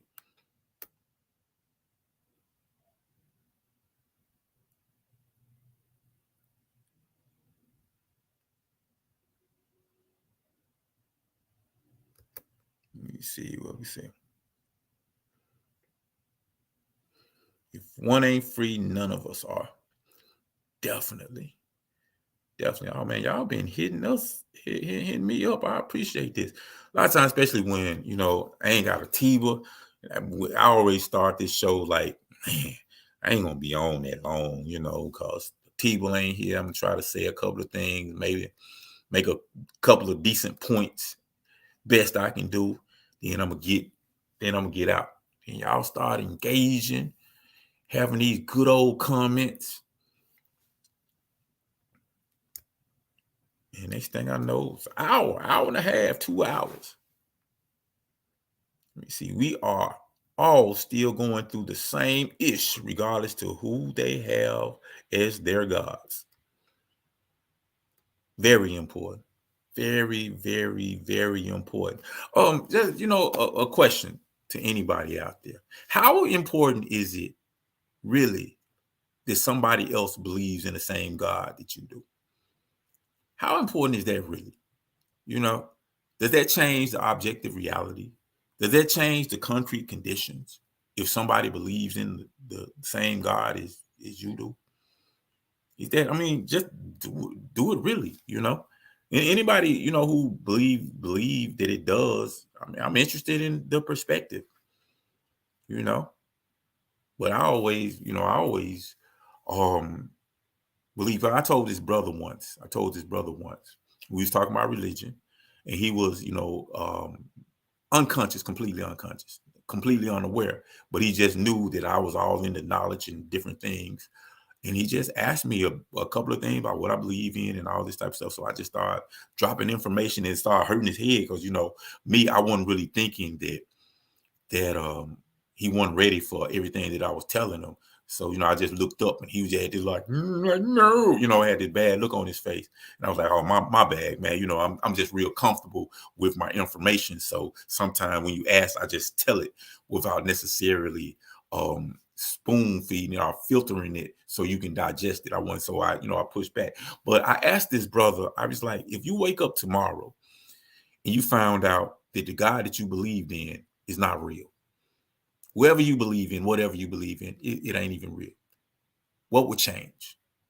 He's thinking about, oh man, everything changed. Like, would everything change, or would only the way you look at things change? Because, like, really, what would change? Would the sun still be up there? Would the moon still be, reflecting the light of the sun at night? Would Earth still be rotating? Would we still need to breathe air, drink water, eat food? What would change? In reality, the only thing would change is what you believe in, what you think. And understand, belief. When you believe in something, you're saying you don't know it. That's what belief means. You don't know. And as long as you believe in something, that means you can never know, because you can't know something that you believe in. That's why you believe in it. The second you know it, you no longer believe it. If somebody asks you, what's your name? You don't say, well, I believe my name is. No, because you know what your name is. Because who you are, what your name is not a belief. So I say all of that to say this. We're dividing ourselves. We're fighting each other. We're not uniting and working together to build up our community over things that we believe. Not things that we know, things that we believe. And I'm going to leave that right there. You see, thank you for always working for our people, comrade. You're always boots on the ground. Salute. Thank you. I appreciate it. It's good to be appreciated. Even though I don't do this for praise, and I hope you're talking about me.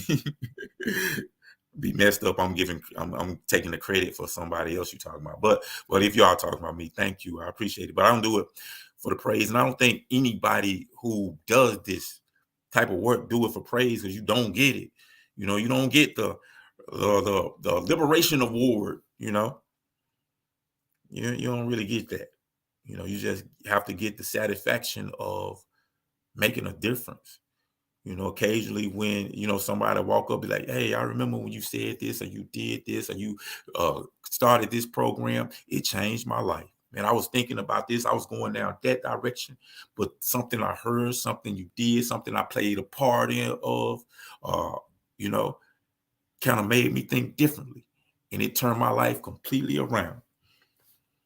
And that's what make it all worth it, y'all. Let's make it all worth it. These little victories. And as you know, little things add up to big things. That's all the big thing is. That's all the complex thing is. The complex is nothing but a whole bunch of simple things put together. And that's how we got to look at our struggle. Don't look at it as this big, gigantic thing that we got to do. Just think of it as a lot of small things that we got to continue consistently do.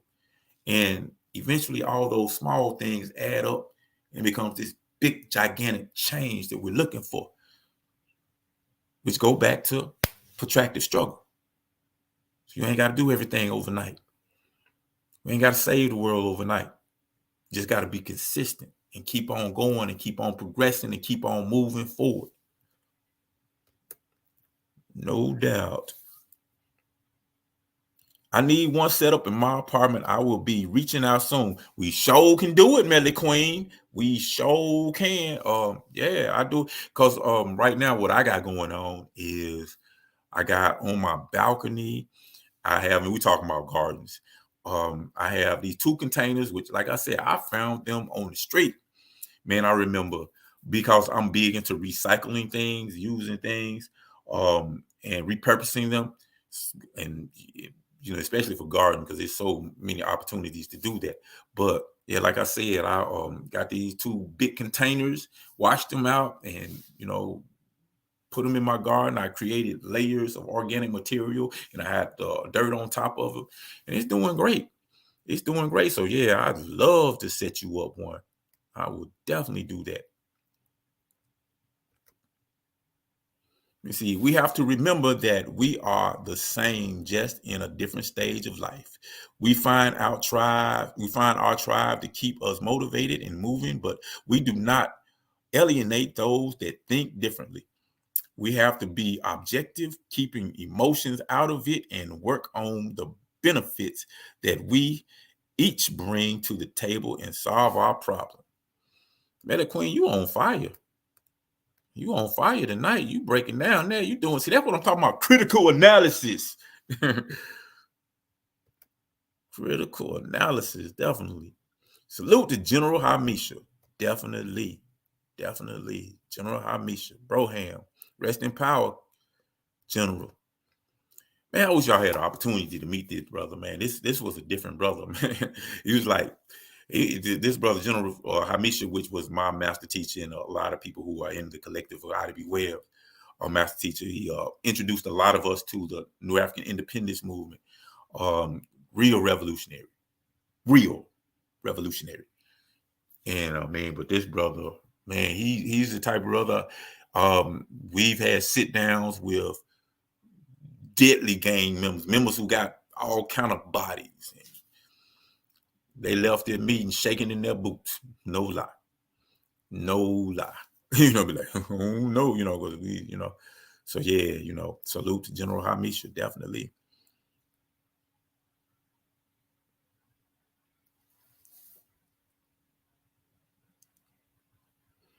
That's how bipartisanship takenize one to weaponize the other. Man, see, there you go. I wish I knew what we was talking about then, because you over my head on that comment right there. I'm not sure what we was talking about. I got to get a political education class from you, Adani. From the womb, they are taught to lock and load rifles, handguns, etc. Yep. You're right. These European people, the white folks, they teach this type of stuff, guerrilla warfare, improvised weapons, how to shoot, how to train, how to survive. They teach all of that stuff from a young age. When I go to these survival camps or these gun shows, you got babies walking around with ARs and know how to shoot them well. The Anarchist Cookbook is where I learned stuff. Yep, that's one of the famous publications, and that book is definitely out there. That's one of the first books I saw that was out there. Like, it was one I looked at. I was like, damn, they got this on here. And what's crazy, man, like I think one of the last gun shows I went to, I'm looking at this different stuff, and I'm like, dang, just kind of like, man, just looking at how they do. And I saw this one particular table, and it had a homemade silencer, a silencer made out of a Fram oil filter. So I'm very familiar with that. So when I saw it, I was like, I kind of got excited, because I was like, oh yeah, I know, I just got excited because it was one that was assembled and it was hooked up to an AR. So, I was like, it was familiar. Some I, looked at, researched, always planned on, practicing and doing myself. And so I was like, I was like, man, this is the oil filter, and all of this type of stuff. And then I kind of played it off like, I saw this on YouTube, man. I saw this on YouTube. And he says, so yeah, you gotta have a permit to buy that. And I was like, okay, yeah. And I kept on asking him, and he just come on, you gotta have a permit to buy that. And I was like, bro, I ain't asked you that. I was just talking about this. First of all, I ain't even asked you to purchase it. Is it illegal for me to ask questions about it? And then I had kind of caught myself. And I was like, okay. But it's just kind of interesting, man. It's kind of interesting. State of the war, because it's like some of us, it's been a lot of them. And this goes back to my topic of what I've been talking about all night. They understand that we at war. They understand, and they have been training and preparing for a very long time. Really, man, ever since the inception of this system of chattel slavery, ever since chattel slavery began, there was always a fear by European people, by white people, that one day black people gonna get pissed off and rebel against them, have an open wide revolution against them, and get payback for all of the hell that they put us through. That's why we were brutally lynched and murdered and went through the hell, because of fear of what we would do and trying to keep us in check. So this fear would not, this threat would not raise to the point where we're actually, doing something, actively threatening them. So yeah, man, they are training, they are preparing. So if you ain't got your survival training on and studied what you need to do in case of disaster, how to fortify your home, how to defend your home, how to bug out in your home when shit hit the fan, how to get up and leave and bug out, and survive, be able to survive, how to have your survival kit, how to have your survival bag, how to have your little survival package with you, all of these things. Another thing which I also teach.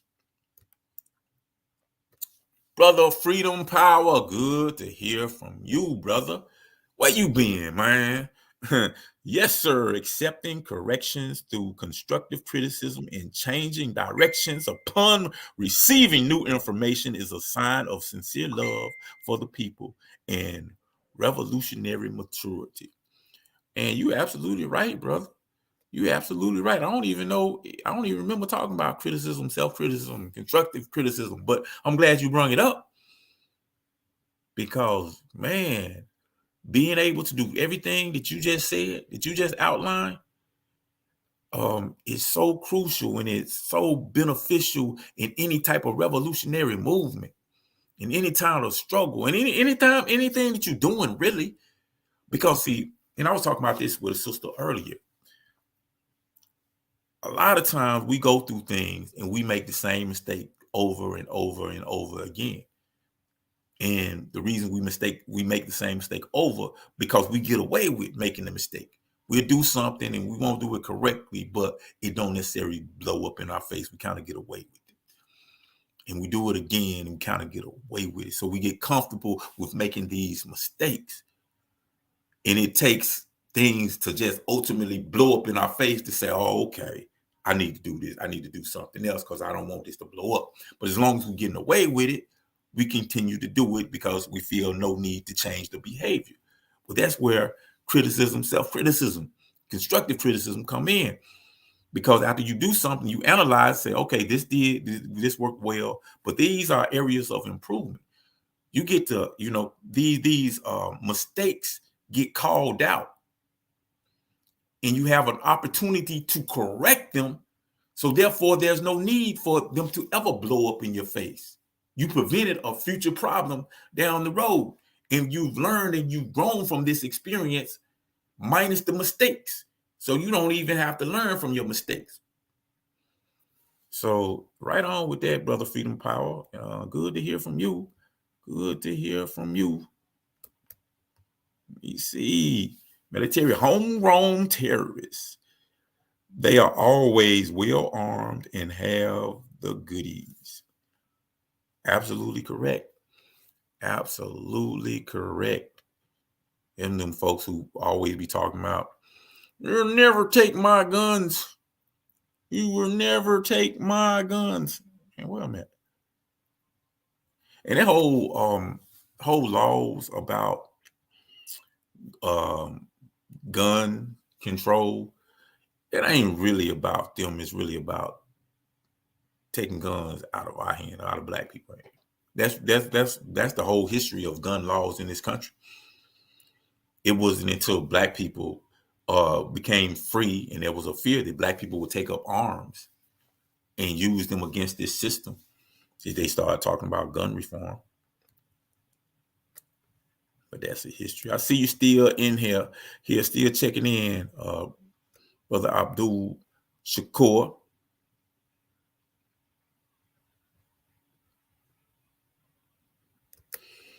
MEC Melly Queen said, I am taking cybersecurity now, and yes, technology is taking over.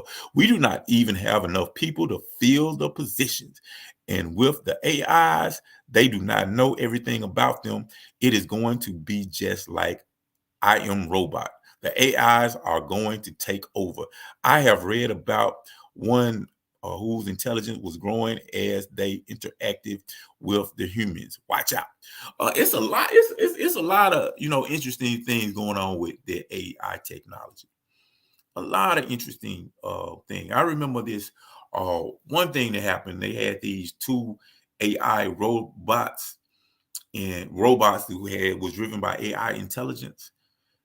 And so they was interacting with each other, learning from each other, growing. And then they started doing something that they didn't expect. They created their own language so that human beings couldn't understand what they were communicating to each other about. When they saw them do that, they unplugged it like really quick. They shut it down. But yeah, man, it's interesting. The whole AI phenomena is really, really interesting. So I got some destinations on here that's not even showing up. Let me go to see if I can find. Okay. I hate it when they do this because depending on which platform or which page you're looking at, some of the comments don't show up. Oh, dang. I got a lot of comments over here that I ain't even see. I see Stephen Muhammad. How you doing? How you doing, brother? You are right in the exact on that point. And being that I just switched over here to this page to see you on here.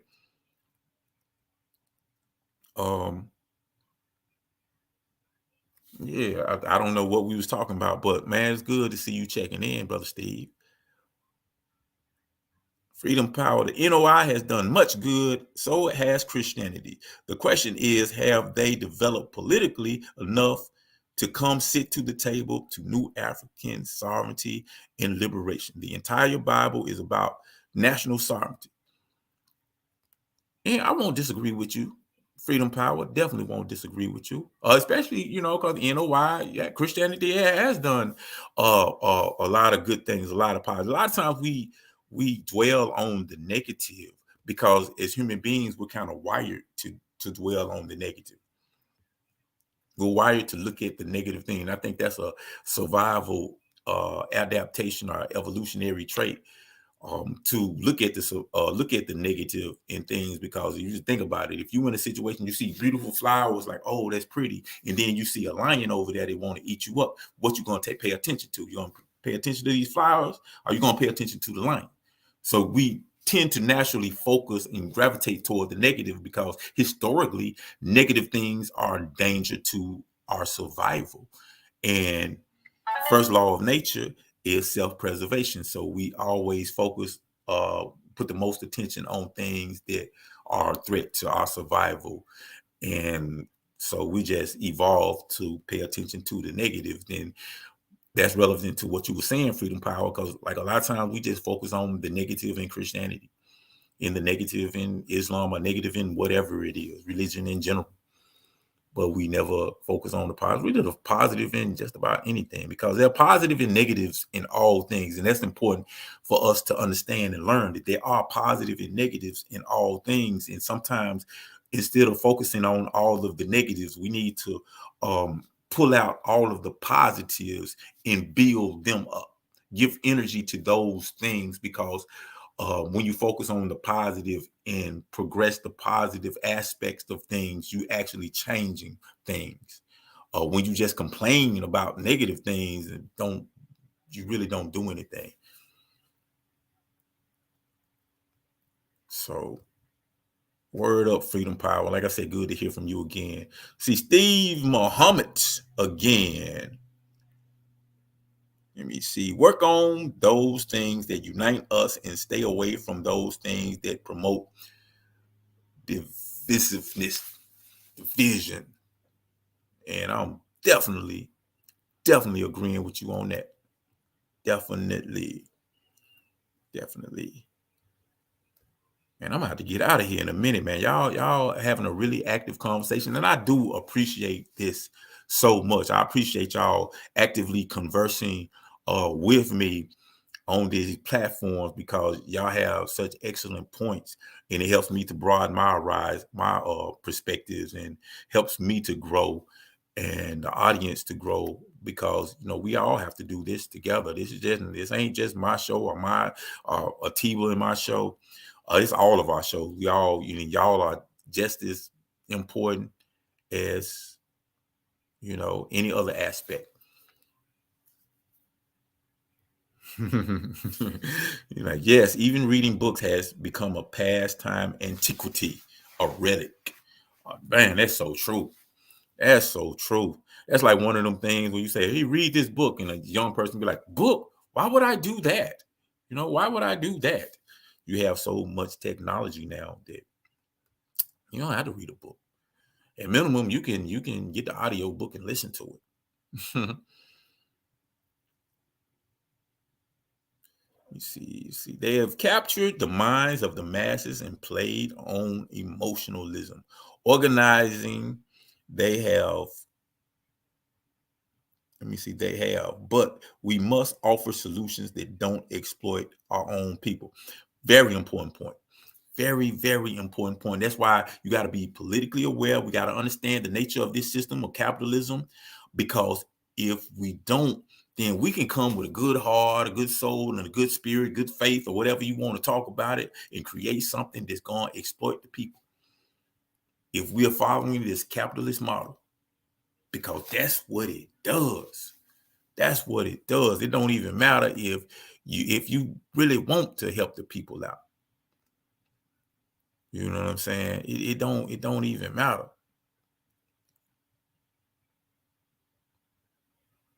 So we gotta be able to create something that ain't exploiting people. Create something different. That's why we study scientific socialism. And I'm gonna have to get out of here, but I'm gonna end this. I hear a lot of people in debates about Karl Marx, Marxism, and all of these type of things. A lot of people, hey, fuck that white cracker Karl Marx. I ain't following no philosophy from no cracker. And that go back to something that I always say. The ability to do critical analysis.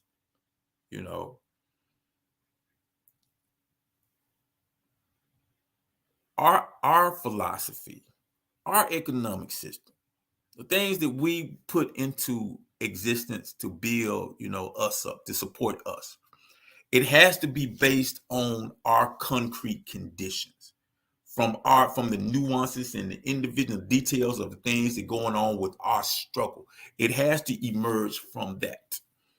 So we don't just copy and paste an ideology or philosophy from another group and just put it and apply it to our situation. You can't do that. It won't work. And I say all of these things to say this: we have to study everything. We have to study everything. including Karl Marx, including capitalism. And all we have to study all things and draw the best out of everything, and the things that are applicable to our situation. People calling me right now. Can't talk to you right now. I'm sorry, because I'm talking to the people. But we have to draw from everything. We have to study everything. So when I hear people having this argument about Karl Marx and all of this, that, I'd be like, really? That's what we're doing? That's what we're making our wasting our time with? There's so many better conversations that we can be having than worried about, whether or not you can follow some philosophy from some white dude. Like I said, when you understand critical analysis, you have the ability to analyze information and take what is usable for you, what is relevant for your situation. But anyway, you say, and heightened contradictions along the way. Definitely. But you know what, man, it's so many comments that I did not get an opportunity to get to. And I do apologize there. But like I said, thank you for conversing with me and making me feel like I'm not by myself. I got people with me ready to get on the battlefield and fight in this war that has been waged on our people for oh so long. Like I always say, we're not trying to start a war. We're trying to finish one. In order to finish one, we got to understand that we are at war. And we got to employ the correct strategy, the correct tactics, so we can get the goals and objectives. Got to think scientifically. We got to be more than just people who talk about the problem. We got to engage and bringing about the solution. So I'm going to leave y'all with that. I appreciate everybody for checking in. Thank y'all. Hopefully Atiba going to come back, soon. He'll be back. I know everybody missing him. I'm missing him too. But the show must go on. We must continue the fight. And I'll be back next week. Melly Queen, you got a show tomorrow? You going to be on tomorrow? I sure hope you are. But anyway, hopefully be able to check out Melly Queen tomorrow at 5:00.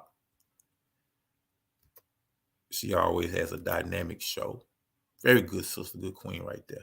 And we'll see y'all again next week, y'all. Free the land, free the land, free the land. Be real.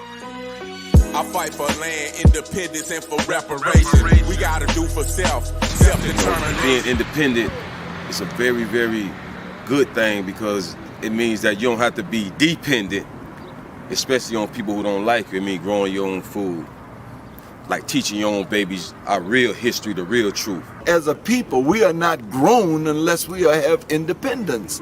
We are not grown as long as we living under another man's system, operating in his way of things, his laws, and his ordinances that support his rule, actually.